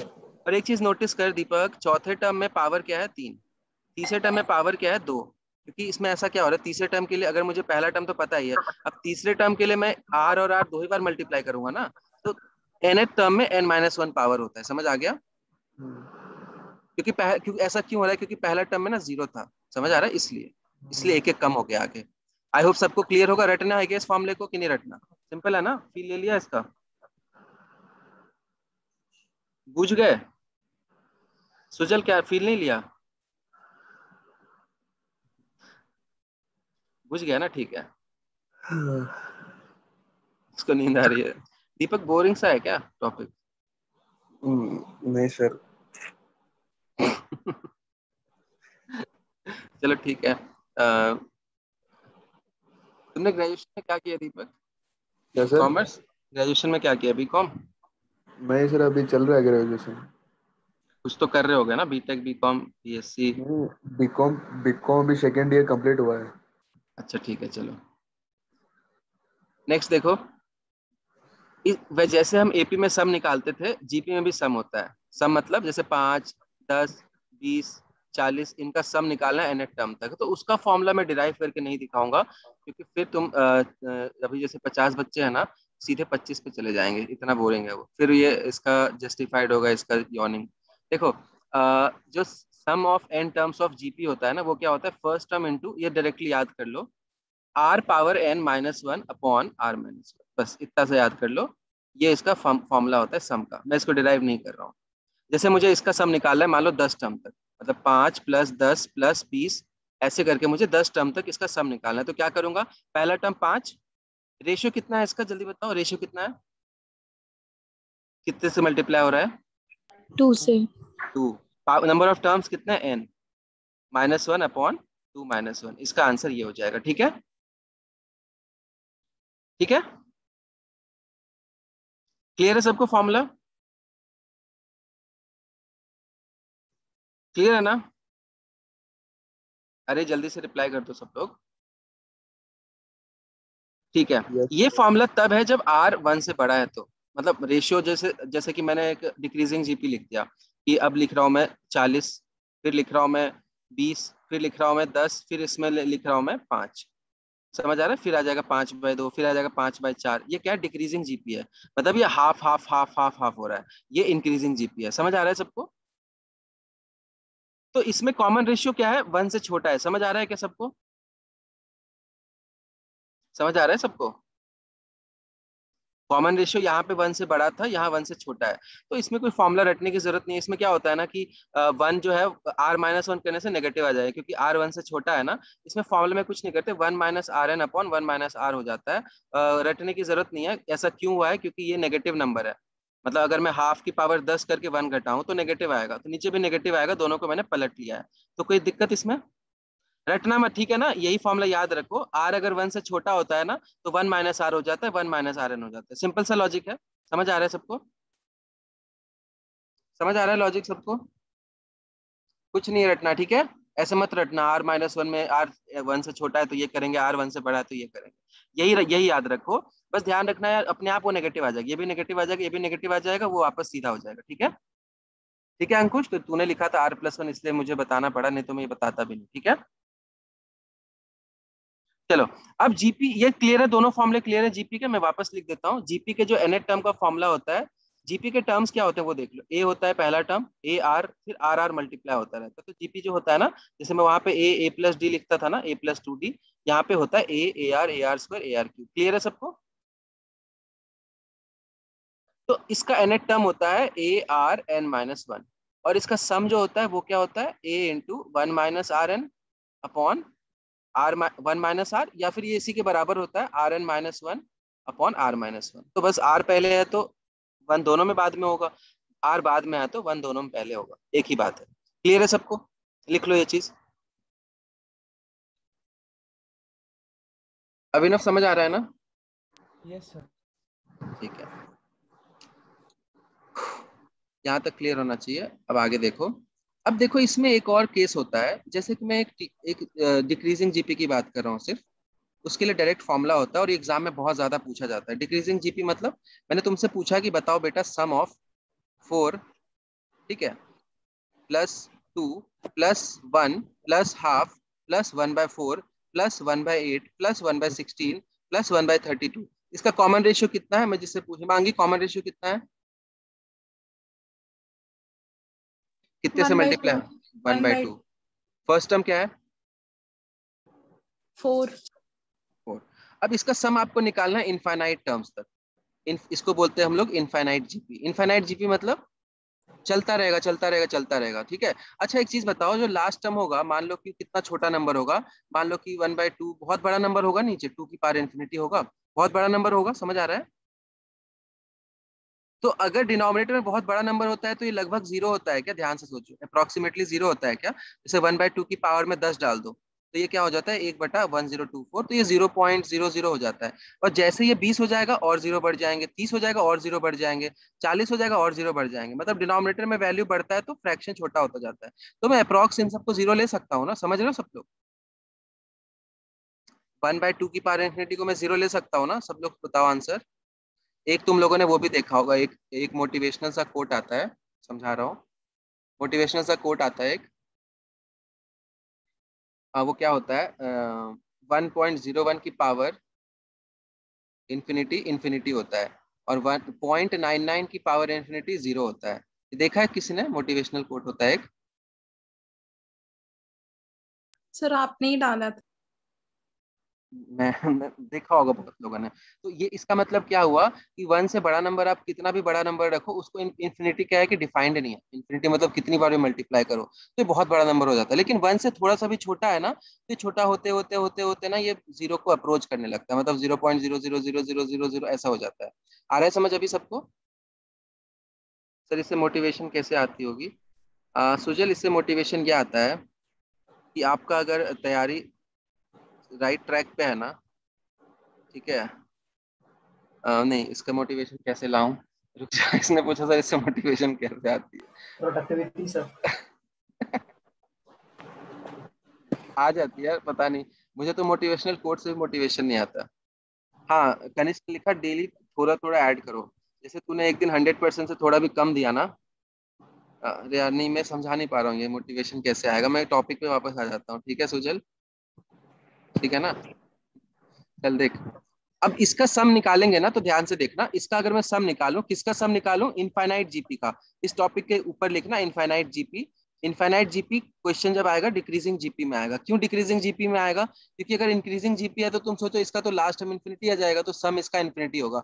समझ आ रहा है? अगर इंक्रीजिंग जीपी है तो उसमें इनफाइनाइट सम पूछेंगे ही नहीं, क्योंकि उसका सम निकाल ही नहीं सकते। आ रहा है समझ? आ रहा है समझ सबको? दीपक समझ आ रहा है ये चीज? समझ आ रहा है? हेलो? नहीं आ रहा? चलो वापस बता देता हूँ। देखो, मैंने क्या बोला, अगर इंक्रीजिंग जीपी है और इनफाइनाइट टर्म्स दे दिए, तो जैसे 1 2 4 8, अब इनफाइनाइट टर्म सोचो बहुत बड़ा नंबर होगा ना, इसको जोड़ के बहुत बड़ा नंबर आएगा जो डिफाइंड ही नहीं है, तो ये कभी भी नहीं पूछेंगे। इनफाइनाइट जीपी हमेशा डिक्रीजिंग जीपी में ही पूछते हैं। क्यों? क्योंकि उसमें लास्ट का टर्म ना ये बहुत छोटा छोटा छोटा छोटा होता जाता है। तुम इसको जोड़ना और इसको जोड़ के देखना, मतलब यहाँ तक जोड़ना यहाँ से और यहाँ तक जोड़ना, तो बहुत छोटा सा डिफरेंस होगा। समझ आ रहा है? चलो, तो इसका जो फॉर्मूला होता है ना, उसमें थोड़ा सा बहुत प्यारा सा फॉर्मूला होता है। देखो, 1 - R पावर इंफिनिटी आ जाएगा और 1 - R आ जाएगा। अब तुम ये चीज देखो, ये जो चीज है, ये नंबर 1 से छोटा है, तो ये जीरो की तरफ जाएगा क्या? समझ आ गया क्या? अगर मैं 1 से छोटे नंबर का पावर इंफिनिटी कर दूं कि 1/3 की पावर इंफिनिटी, ये भी जीरो होता है। 1/4 की पावर इंफिनिटी, ये भी जीरो को टेंड करता है। टेंड मतलब जीरो होगा नहीं, 0.00000 करके होगा, तो मैं इसको जीरो मान सकता हूँ। तो इसका डायरेक्ट फॉर्मूला होता है A/1 - R। ये वाला टर्म उड़ जाता है। ये कब अप्लाई होगा? जब रेशियो 1 से छोटा है और ये इनफाइनाइट टर्म्स तक का सम पूछेगा, तब होगा। ये स्पेशल क्वेश्चन है और ये एग्जाम में बहुत ज्यादा पूछा जाता है, तो इसको अच्छे से याद रखना। सबको क्लियर है इनफाइनाइट टर्म्स?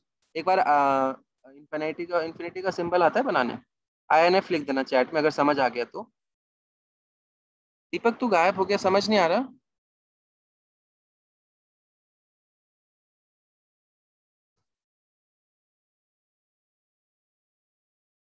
सबको क्लियर है? श्रेया ने कहीं से ढूंढ के निकाल लिया सिंबल। सर इसमें हमेशा 1 से छोटा ही होगा ना आर? इसमें 1 से छोटा आर, ये नहीं, ऐसा नहीं है हर्षिता। जब आर से छोटा 1 से छोटा आर होगा तभी ये लगेगा। समझ रहे हो ना? मतलब तुमने वही चीज लिखा है, सही है। ये फॉर्मूला ही तब के लिए है जब R 1 से छोटा होगा।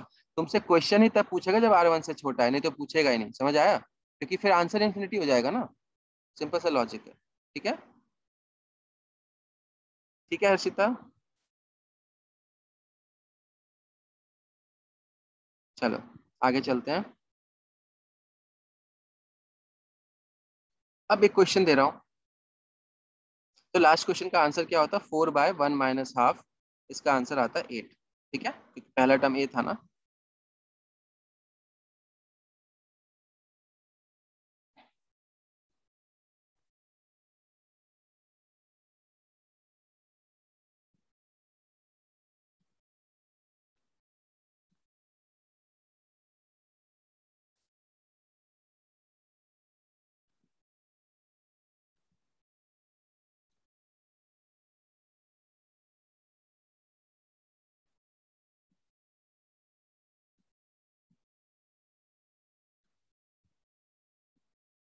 क्वेश्चन आया स्क्रीन पे?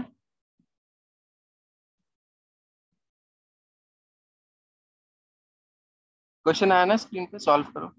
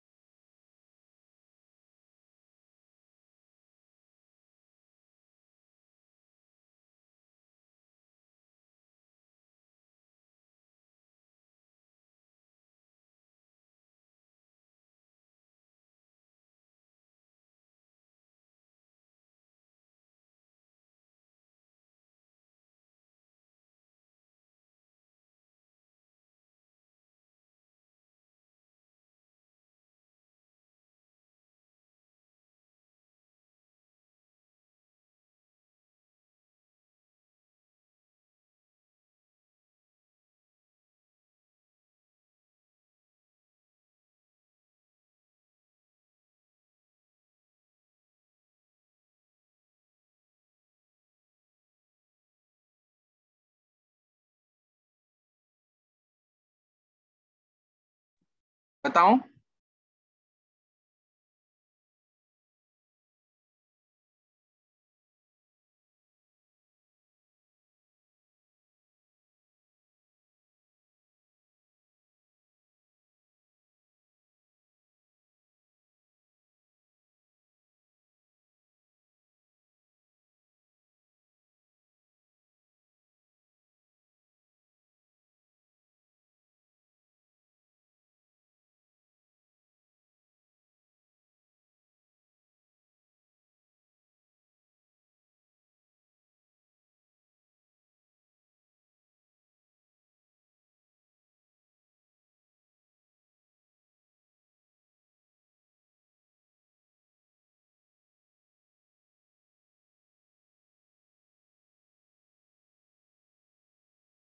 चलो स्टार्ट करते हैं। यहाँ लिख रहा हूँ, दिखाई दे रहा है क्या? ये दिख रहा है? दिख रहा है? नीला नीला दिख रहा है क्या? नहीं समझ आया सर, कैसे कहो, कैसे होगा? अरे क्यों नहीं समझ आता यार, थोड़ा सा क्वेश्चन घुमाते हैं। ये क्या है बताओ, क्या है ये अभिनव, क्या है ये? है कुछ ये? अभिनव क्या है बताओ, कुछ सीरीज है ये? हम्म। अभी तो सामने पढ़ा रहा हूँ वो सीरीज, वो नहीं दिख रहा तुझे? जीपी नहीं है ये? Yes sir. फिर क्यों नहीं हुआ? इसको जोड़ने का फॉर्मूला क्या होगा बता? कितने टर्म है इस जीपी में?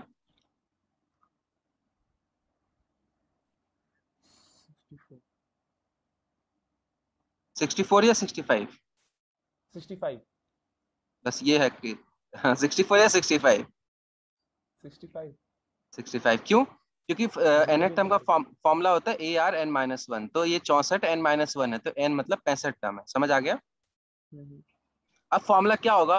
फर्स्ट टर्म इसको मान ले, हम्म तो फर्स्ट टर्म इंटू, अब 1 - r इसमें। अच्छा, ये अगर फर्स्ट टर्म मानते हैं तो रेशियो हाफ है, इसको फर्स्ट टर्म मानते हैं तो रेशियो 2 है। ये क्लियर है? ठीक है। तो मैं अभी हाफ ले लेता हूँ, तो हाफ अगर है तो 1 माइनस हाफ की पावर कितना आएगा? कितने टर्म से? 65। समझ आया? बस। और नीचे 1 माइनस हाफ आएगा। यहाँ तक समझ आ गया? Yes sir. सबको क्लियर है? श्रेया क्लियर है? तुमने भी लिखा था नहीं आ रहा, अभी क्लियर है? हाँ सर क्लियर है। चलो आगे देखते हैं। अब 2 की पावर 64, और यहाँ पे देखो, ध्यान से देखना, ठीक है? नीचे एक 2 हाफ बनेगा, ठीक है? इस हाफ का 2 उधर ऊपर चला जाएगा तो 2 की पावर 65 बनेगा। समझ आया? इस हाफ का 2 मैंने ऊपर ले लिया। समझ आया? यस। और ये अंदर क्या है? 2 की पावर 65 माइनस 1/2 की पावर 65 है, तो ये कट गया। तो ये वैल्यू 2 की पावर 65 माइनस 1 आ गया, मतलब कि ये बड़ा है 1 से। समझ आ गया? अच्छा क्वेश्चन था और इजी यस। क्वेश्चन था, ठीक है? हाफ कैसे होगा सर? हाफ क्यों होगा? क्योंकि मैंने इधर से जीपी शुरू किया है, तो ये इसका आधा है। पहला दूसरा पहले का आधा है, तीसरा दूसरे का आधा है, आधा आधा चल रहा है ना, इसलिए हाफ लिया है। अगर मैं इधर से लेता, चलो इधर से लेके दिखाता हूँ कि मैं फर्स्ट टर्म को 2 की पावर 0 मान लेता हूँ, ठीक है? अगर मैं फर्स्ट टर्म को 2 की पावर 0 मानता हूँ, तो हमारा जो रेशियो है वो 2 है। तो 2 की पावर 65 टर्म से -1/2 - 1, तो यहाँ से डायरेक्टली आ गया ये, ठीक है? क्लियर है सबको? इजी क्वेश्चन है। अब थोड़ा सा घुमाया तो 16 लोगों ने आंसर दिया था, जिसमें से मैंने इनफाइनाइट टर्म्स मान के करके देख कुछ भी। इनफाइनाइट यहाँ रुक गया ना, यहाँ रुक गया, 1 पे रुक सर गया ये। दिखा नहीं वो। दिख गया अब? यस। ठीक है, और क्वेश्चन कराऊं? चलो।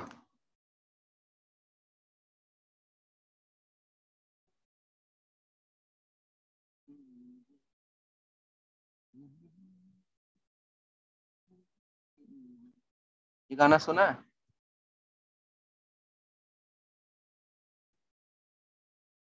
सुजल सुनता है ऐसे गाने, उसका ढाबा है ना, उसके यहाँ ट्रक ट्रक वाले आते हैं, ऐसे गाने सुनते हैं। एक दिल है मेरा दिल, सुना है सुजल ये गाना?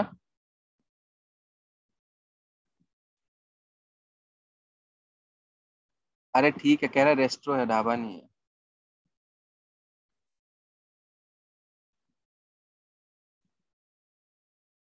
हाँ क्वेश्चन ला रहा हूँ, एक सेकेंड।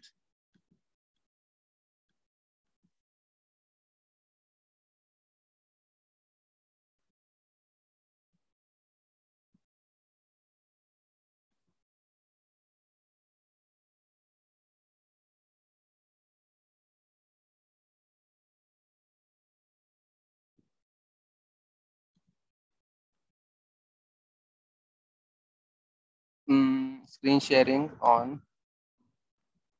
ये था राम वाला क्वेश्चन, दिख रहा है? राम गिव सन वाला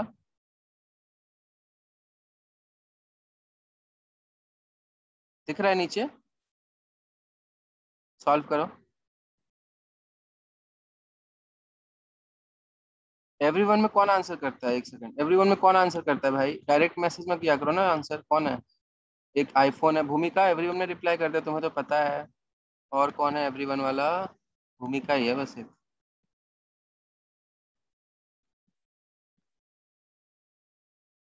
आईफोन दिखा रही है आज।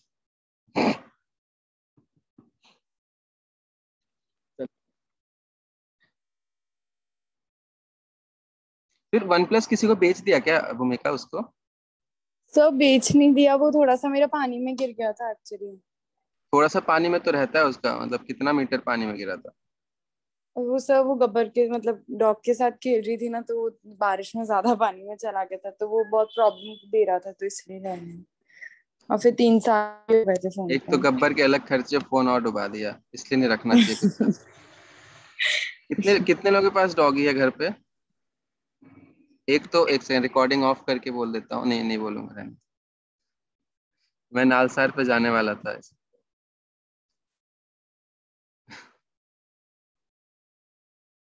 श्रेया के पास है, तुम्हारा तो पतला दुबला सा है। आयुष, लॉकडाउन ने तो हमें ही डॉगी बना दिया। सुखमन, अभिषेक, बिल्ली ने बच्चे दिए हैं मेरे बगीचे में।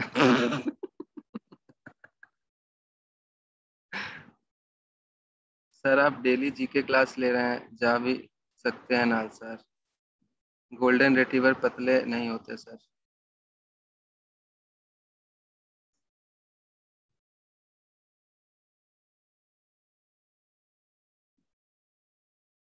कुत्तों की जिंदगी जी रहे हैं।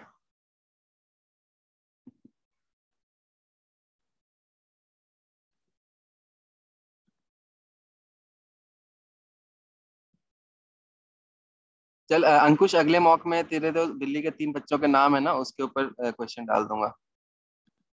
अंटू, बंटू और शंटू। ठीक।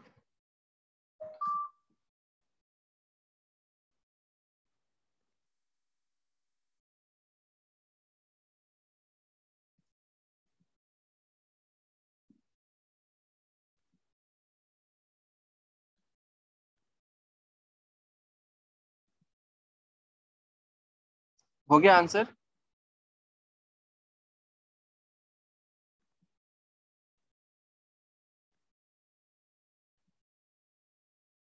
जोया, सुखमन गलत है इनमें से किसी एक का। अवंतिका, कशिश, शायद सुखमन, एक बार आंसर चेक करो अपना। वैसे आंसर दिख गया था शुरू में, याद है?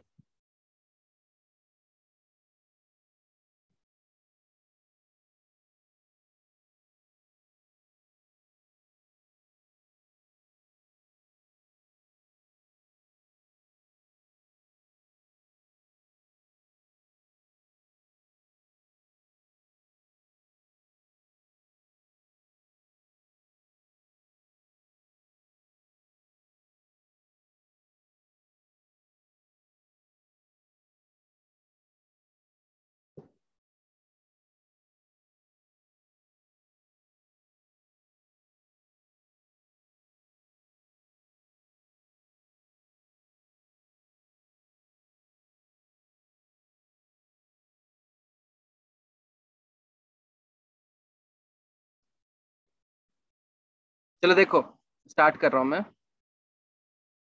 ध्यान से देखो, ये क्वेश्चन है।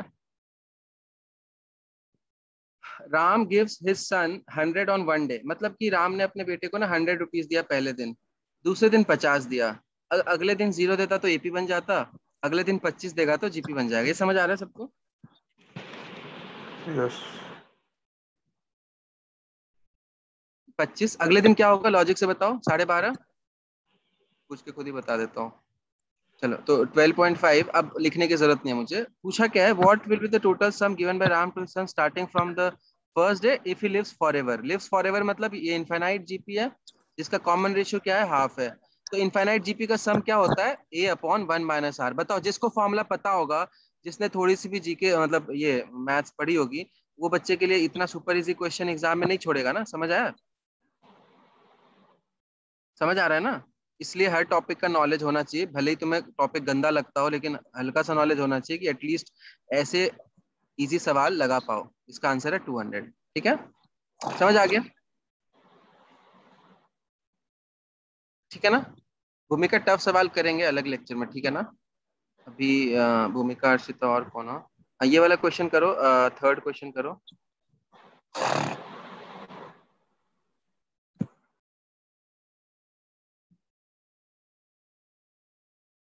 ये तो इसी में ऐड आ रहा है, मैं इसको पहले क्रॉप कर लेता हूँ क्वेश्चन को।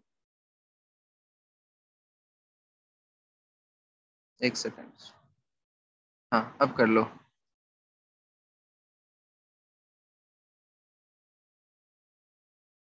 क्वेश्चन दिख रहा है सबको स्क्रीन पे? Yes sir.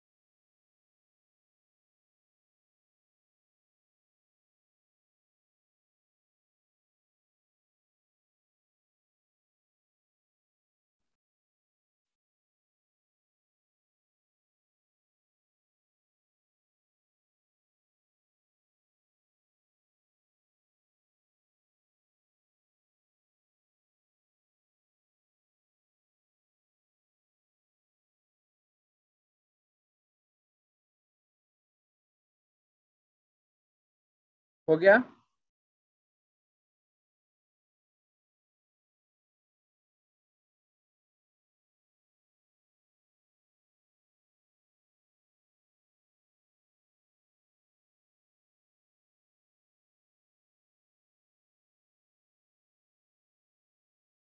हर्षिता क्लास में हो या देख रही हो? चलो स्टार्ट करते हैं। लास्ट क्वेश्चन है आज का। The third and eight term of a GP. तो थर्ड टर्म को कैसे लिखेंगे बताओ जनरल टर्म में? जैसे अगर अगर ये थर्ड टर्म एपी का होता तो हम a+2d लिखते। जीपी का थर्ड टर्म कैसे लिखेंगे हिमांगी? AR²। AR², ठीक है। और एट टर्म को कैसे लिखेंगे? AR⁻7। AR⁻7, ठीक है। वापस मैं बता देता हूँ, देखो जो तीसरा टर्म होता है ना, थर्ड टर्म को हम लोग लिखते हैं AR², क्योंकि पहला टर्म में R नहीं था, दूसरे टर्म से R1 आना शुरू हुआ था, तो एक एक R ना कम होता है, समझ आ रहा है? अगर आठवें टर्म की बात करूं तो वो होगा AR⁻7। सिंपल सी बात है। अब देखो थर्ड टर्म मुझे दे रखा है 4 और ये दे रखा है मुझे 128। अब क्या करते हैं ना, दोनों इक्वेशंस को डिवाइड कर देते हैं। ध्यान से देखना, LHS RHS डिवाइड कर देते हैं, तो A कट गया, यहाँ बचा R⁵ और यहाँ बचा 1/32, तो डायरेक्टली R क्या आ जाएगा? 2। समझ आ गया सबको? R हमारा 2 आ गया। इसमें +-2 नहीं आएगा अदिति, ठीक है? क्लास में हो अदिति? जैसे कि अगर R⁴ आता ना हाँ 16, तो R हम +-2 दोनों लेते हैं। यहाँ पे ऑड नंबर के पावर्स में ना अगर नेगेटिव होता है तो ये भी माइनस होता है, इसलिए यहाँ पे सिर्फ 2 आएगा। समझ आ रहा है सबको ये चीज मैं क्या बोल रहा हूँ? सबको समझ आ रहा है? जैसे कि R² होता है 4, तो हम R को ना +-2 दोनों लेते हैं।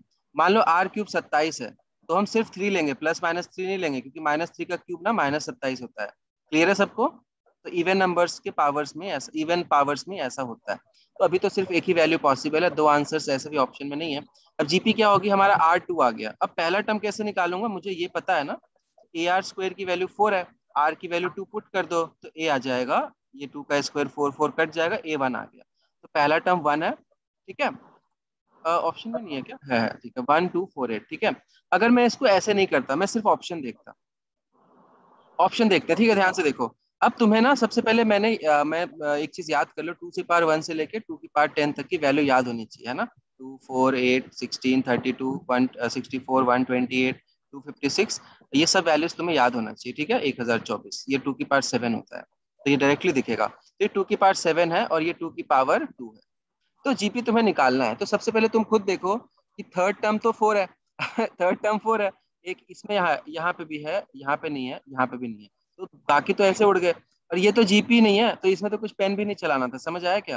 ये क्वेश्चन बहुत ही सिंपल लेवल का था। समझ आ गया?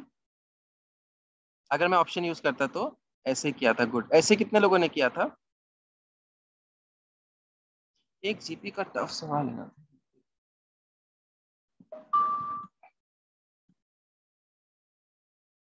हाँ चलो एक और सवाल ले लेते हैं, फिर लास्ट कर देंगे, फिर जीके की क्लास शुरू हो जाएगी न्यूज़पेपर की। अच्छा, न्यूज़पेपर एनालिसिस जो है सब लोग देखा करो, क्योंकि न्यूज़पेपर इंटरप्रेट करना सीखोगे ना, इंटरव्यू में बहुत काम आता है। अगर क्योंकि इंटरव्यू में लास्ट टाइम में तुम लोग पढ़ने बैठते हो, ये जीके उठा लो, तो हर हर दिन थोड़ा थोड़ा पढ़ोगे ना तो याद रहता है। और जैसे आज कुछ आया, मान लो आज फार्मर्स प्रोटेस्ट के ऊपर कुछ आया, 5 दिन बाद वापस आया, तो रिलेट होकर ना दिमाग में बैठ जाता है, उसको रटना नहीं पड़ता। भूमिका समझ आ रहा है? तो जीके न्यूज़पेपर डेली थोड़ा थोड़ा पढ़ा करो।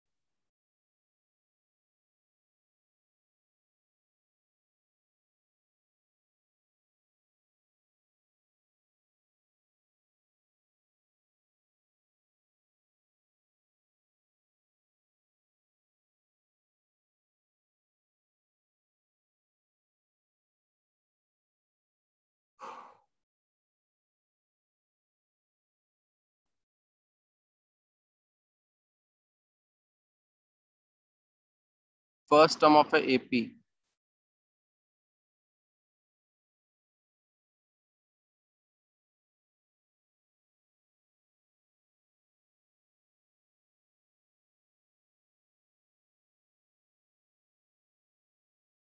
फर्स्ट टर्म कैसे डिफाइन होता है? फर्स्ट टर्म ए होता है, फिफ्थ टर्म 4 है तो डिक्रीजिंग एपी है ना, जीपी है, घट रहा है।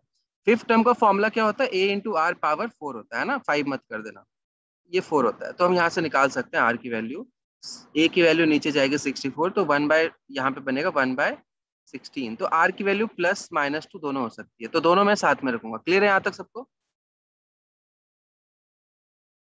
ठीक है। अच्छा, इसमें इस इंफॉर्मेशन का कोई यूज है क्या? इस इंफॉर्मेशन का कोई यूज नहीं है ना? मैं यूज कर देता हूँ इसको। If the sum of all terms is 128, find the number of terms. Number of terms निकालना है एक बार। If the sum of all terms is 128, find the number of terms. ये निकालो सब लोग।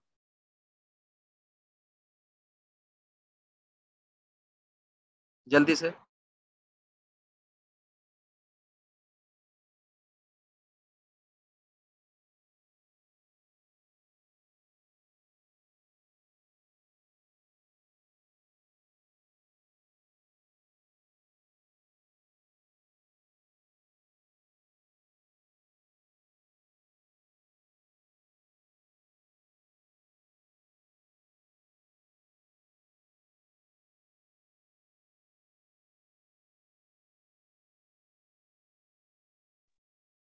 देखो, जीपी के सम का फॉर्मूला लगाना लगाना सिखाना था, इसलिए मैंने क्वेश्चन में लास्ट वाला इन्फॉर्मेशन यूज किया है। तो मेरा रेशियो तो आ गया हाफ, मान लो हाफ ले लिया, यहाँ पे दे रखा है इसलिए। अब सम ऑफ ऑल टर्म्स 128, तो सम ऑफ ऑल टर्म्स का फॉर्मूला क्या होता है? First term that is 64 into 1 minus, ratio 1 से छोटा है इसलिए मैं 1 माइनस आर की पावर एन लिखूंगा, ठीक है ना, अपॉन 1 माइनस आर। फॉर्मूला में किसी को दिक्कत? सम ऑफ एन टर्म्स का फॉर्मूला में किसी को दिक्कत नहीं है ना? दिक्कत? चलो अब सॉल्व करते हैं इसको। इसकी वैल्यू 128 है, सॉल्व करते हैं इसको। 2 से काट लो, आर की वैल्यू यहाँ पे हाफ रख दो। तो देखो अगला स्टेप क्या होगा, 1 minus R N is equal to, ये हाफ उधर जाके मल्टीप्लाई होगा 2 में तो 1 बन जाएगा। तो आर की वैल्यू 0। ये क्या हो गया है? एक सेकेंड, ये तो बहुत मजेदार था, 1 मिनट रुकना। आर आर का वैल्यू 16 होता है। हाँ, एक सेकंड, तो ये मेरे हिसाब से ये इधर था, सम जो दे रखा है वो 128 है, 64 से मैंने काट के 2 कर दिया, तो यहाँ से आ रहा है 1 माइनस आर एन की वैल्यू आ रही है 2 इंटू 1 माइनस आर जो है ना 1 माइनस हाफ, हाफ हो जाएगा तो ये 1 बन गया। तो 1 माइनस आर एन की वैल्यू 1 आ रही है और आर की वैल्यू हाफ है, तो हाफ की पावर एन जो है ना वो लगभग 0 आ रहा है। अब ये इसका मतलब क्या हुआ, बहुत सारे इनफाइनाइट टर्म्स है, मतलब इनफाइनाइट टर्म्स ही है। समझ आ गया सबको? 1 माइनस 2 का पावर एन 0 आ रहा है, मतलब एन क्या है, इन्फिनिटी है। समझ आ गया सबको? क्योंकि बहुत बड़ा नंबर है तो 1 क्लियर है ना ये? जैसे 1 की 2 की पावर ऐसा अगर होता है ना 1/2 की पावर इन्फिनिटी, तो ये 0.00 करके 0 हो जाता है, तो इसलिए ये इनफाइनाइट टर्म्स की जीपी है। आ गया समझ? समझ आ गया? अदिति क्लियर है? अगर मैं क्वेश्चन पूछता ना कि एक जीपी है जिसका पहला हाँ टर्म सर। 60, पहला टर्म 64 है और कॉमन रेशियो हाफ है और इनफाइनाइट टर्म्स तक गया है, तो इसका सम कैसे निकालते? ए बाय 1 माइनस आर, वो आर की पावर एन वाला फैक्टर उड़ जाता है इनफाइनाइट टर्म्स के सम में। तो डायरेक्टली तुम देखो ना यहाँ से भी 128 ही आता है ना, तो ये इनफाइनाइट टर्म्स वाली जीपी है। क्लियर है? भूमिका क्लियर है ये चीज? ठीक है। चलो फिर ठीक है, फिर मैं एंड कर देता हूँ। एपीजीपी का बेसिक्स हो गया, मतलब बेसिक के लिए मैंने करा था, ये बिल्कुल बेसिक्स हो गए। अब इस पे एडवांस क्वेश्चन का लेक्चर सारे बच्चों को अटेंड नहीं करना, वो जिनको अटेंड करना है मैं उनको लिंक भेज दूंगा, आज नहीं कभी और। क्लियर है सबको यहाँ तक? अच्छा, एक एचपी होता है वो भी बता देता हूँ क्या होता है, बस देख लो एक बार एचपी क्या होता है, ताकि लेक्चर में तीनों हो जाए। मैं एचपी क्या होता है ध्यान से देखो, जैसे मैंने जी एपी लिखा है 1 2 3, ये एपी है, यस और नो? यस और नो? एचपी इसका रेसिप्रोकल होता है। रेसिप्रोकल मतलब कि जैसे 1/1 1/2 1/3 1/4, तो अगर ऐसे नंबर्स है ना, मतलब जिन नंबर्स का रेसिप्रोकल एपी में है उनको एचपी बोलते हैं। मतलब इन नंबर्स का रेसिप्रोकल क्या होता है? उल्टा, जैसे इसका उल्टा है 1, इसका उल्टा है 2, इसका उल्टा है 3, मतलब अगर रेसिप्रोकल एपी में है ना तो वो एचपी होता है। समझ आया? जैसे मैंने लिख रहा है 1/3 1/8 1/11, समझ आ रहा है? समझ आ रहा है? ये इनका रेसिप्रोकल एपी में है 3-8, सॉरी 3-8 और यहाँ पे 13 आएगा, राइट? 13 आएगा ना, ठीक है। तो एचपी का डेफिनेशन समझ आ गया कि रेसिप्रोकल इज एपी। सबको क्लियर है ये चीज? रेसिप्रोकल मतलब उसका उल्टा जो है ना, नादिया क्लियर नहीं है? नादिया क्लियर नहीं है? मतलब इसका जनरल टर्म अगर मैं लिखूंगा ना तो इसका जनरल, अरे कुछ नहीं नादिया, इसका जो रेसिप्रोकल है ना, इसका रेसिप्रोकल 3 है, इसका 8 है, इसका 13 है, ये एपी है। माइक पे आ जाओ, ये एपी है। हाँ सर। तो अगर रेसिप्रोकल एपी है तो ये एचपी है, बस। मतलब एपी का रेसिप्रोकल एचपी होता है। अभी ठीक है? नहीं आया क्या? हाँ ऐसा समझ कुछ? गई। हाँ, तो इसका जनरल टर्म कैसे लिखेंगे? एपी का जनरल टर्म होता है ए प्लस डी, ए प्लस 2d। इसका जनरल टर्म कैसे होता है? 1/a, 1/a plus D, 1/a plus 2d। मतलब नीचे एपी चल रहा है डिनोमिनेटर में, तो ये एचपी होता है। ठीक है? Yes sir. ठीक है, मैं एक चीज स्क्रीन पे एक चीज लिख रहा हूँ, बस मुझे अपने सेटिस्फेक्शन के लिए 1 मिनट। मुझे एक फॉर्मूला बताना है। 16, ठीक है। अब ध्यान से देखो, इसमें जो अब इसके क्वेश्चन ज्यादा एग्जाम में आते नहीं है, मैंने बस डेफिनेशन बता दिया। कभी एग्जाम में पूछते कुछ कि ये 3 नंबर, ये नंबर्स किस में है, एपी जीपी, ऐसे तो अप्लाई कर लेना। अब देखो ध्यान से, इसका जो मिडिल टर्म होता है ना, जैसे मिडिल टर्म हमने निकाला था ना, अरिथमेटिक मीन क्या था? अरिथमेटिक मीन क्या होता है? a plus C upon 2। याद है? बीच बाजू वाले टर्म का सम करके अपॉन 2 करते थे, याद है? am निकलता था अरिथमेटिक मीन। ठीक है? ठीक है ना? वैसे ही एच एम क्या होता है? हार्मोनिक मीन क्या होता है? A2AC अपॉन A प्लस सी। या मुझे इसमें कंफ्यूजन हो रहा है, तो एक बार मैं निकाल के देख लेता हूँ। जैसे कि 1/3 था इंटू 1/13 अपॉन 1/3 प्लस 1/13। इसको सॉल्व करना, बस फॉर्मूला लिखा रहा हूँ, याद कर लो इसको। 1/39 नीचे क्या आएगा? 16/39 आएगा। हाँ, तो 2AB होगा। ठीक है, देखो मैंने फॉर्मूला कैसे वेरीफाई कर लिया, मुझे थोड़ा डाउट हुआ तो मैंने 2 नंबर्स लेके चेक कर लिया। तो यहाँ पे अगर मैं सॉल्व करूँ तो 39 कट गया, 1/16 आ रहा था, लेकिन मुझे 1/8 चाहिए था। तो फॉर्मूला होता है हार्मोनिक मीन का 2AC upon A plus C. Clear है सबको? सबको क्लियर है ना? बस याद कर लो इसको, हार्मोनिक मीन क्या होता है, थोड़ा अजीब सा होता है ये। क्लियर है सबको? हार्मोनिक मीन मतलब, एक तो मैं 10 बार पूछ रहा हूँ, कोई लिख नहीं रहा। दीपक समझ आ रहा है? Yes sir. हार्मोनिक मीन मतलब ऐसे, ऐसा सीरीज जिसको पलट पलट, जैसे जैसे तवा पे पलटते हैं ना ऑमलेट, वैसे पलट दो पलट दो पलट दो पलट दो, तो वो एपी होगा। Reciprocal, reciprocal. हाँ ठीक है, इसने मुझे बता दिया कि पलटना सर मतलब रेसिप्रोकल। ठीक है, हाँ। तो चलो, अभी मेरे हिसाब से सबको क्लियर होगा, हार्मोनिक मीन का फॉर्मूला आ गया।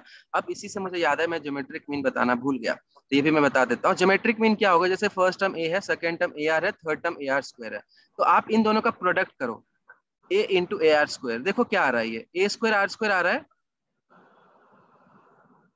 तो ये मिडिल टर्म का होल स्क्वायर है। समझ आ गया? मतलब ज्योमेट्रिक मीन क्या होता है? अगर मान लो मैं जीपी में ले रहा हूँ ए बी सी, अगर ये जीपी है, तो ज्योमेट्रिक मीन जो होता है ना बी, वो होता है बाजू वालों का अंडर रूट प्रोडक्ट का। समझ आ गया? देखो ध्यान से, जैसे मैं लिख रहा हूँ 2 4 8 16 32, तो इन दोनों का प्रोडक्ट करो, कितना आएगा राजा? राजा चला गया क्या? ठीक है, हाँ, तो इन दोनों के प्रोडक्ट का अंडर रूट है यहाँ पे। Yes sir. एचपी का सम वगैरह काम का नहीं है मांगे, इसलिए मैंने नहीं बताया। 4 और 16, इसका प्रोडक्ट कितना होगा? 64, उसका अंडर रूट है यहाँ पे। 8। वैसे यस ही सर। इसका प्रोडक्ट करोगे 256 आएगा, उसका अंडर रूट 16 होता है। तो ज्योमेट्रिक मीन क्या होता है? बाजू वालों के प्रोडक्ट का अंडर रूट, और उसका डेरिवेशन यहाँ से आ रहा है, देख इनको मल्टीप्लाई करेगा ना, ए स्क्वायर आर स्क्वायर आता है, देखो इसका होल स्क्वायर है ये बीच वाले का। ठीक है, तो अरिथमेटिक मीन क्या होता है? आजू बाजू वालों का सम अपॉन 2। ज्योमेट्रिक मीन क्या होता है? आजू बाजू का प्रोडक्ट का अंडर रूट। और हार्मोनिक मीन क्या होता है? 2AC upon A plus C. I hope सबको क्लियर है? सबको क्लियर है ना? नहीं क्लियर है? चलो फिर बाय। जी के लेक्चर है यूट्यूब चैनल पे, चेक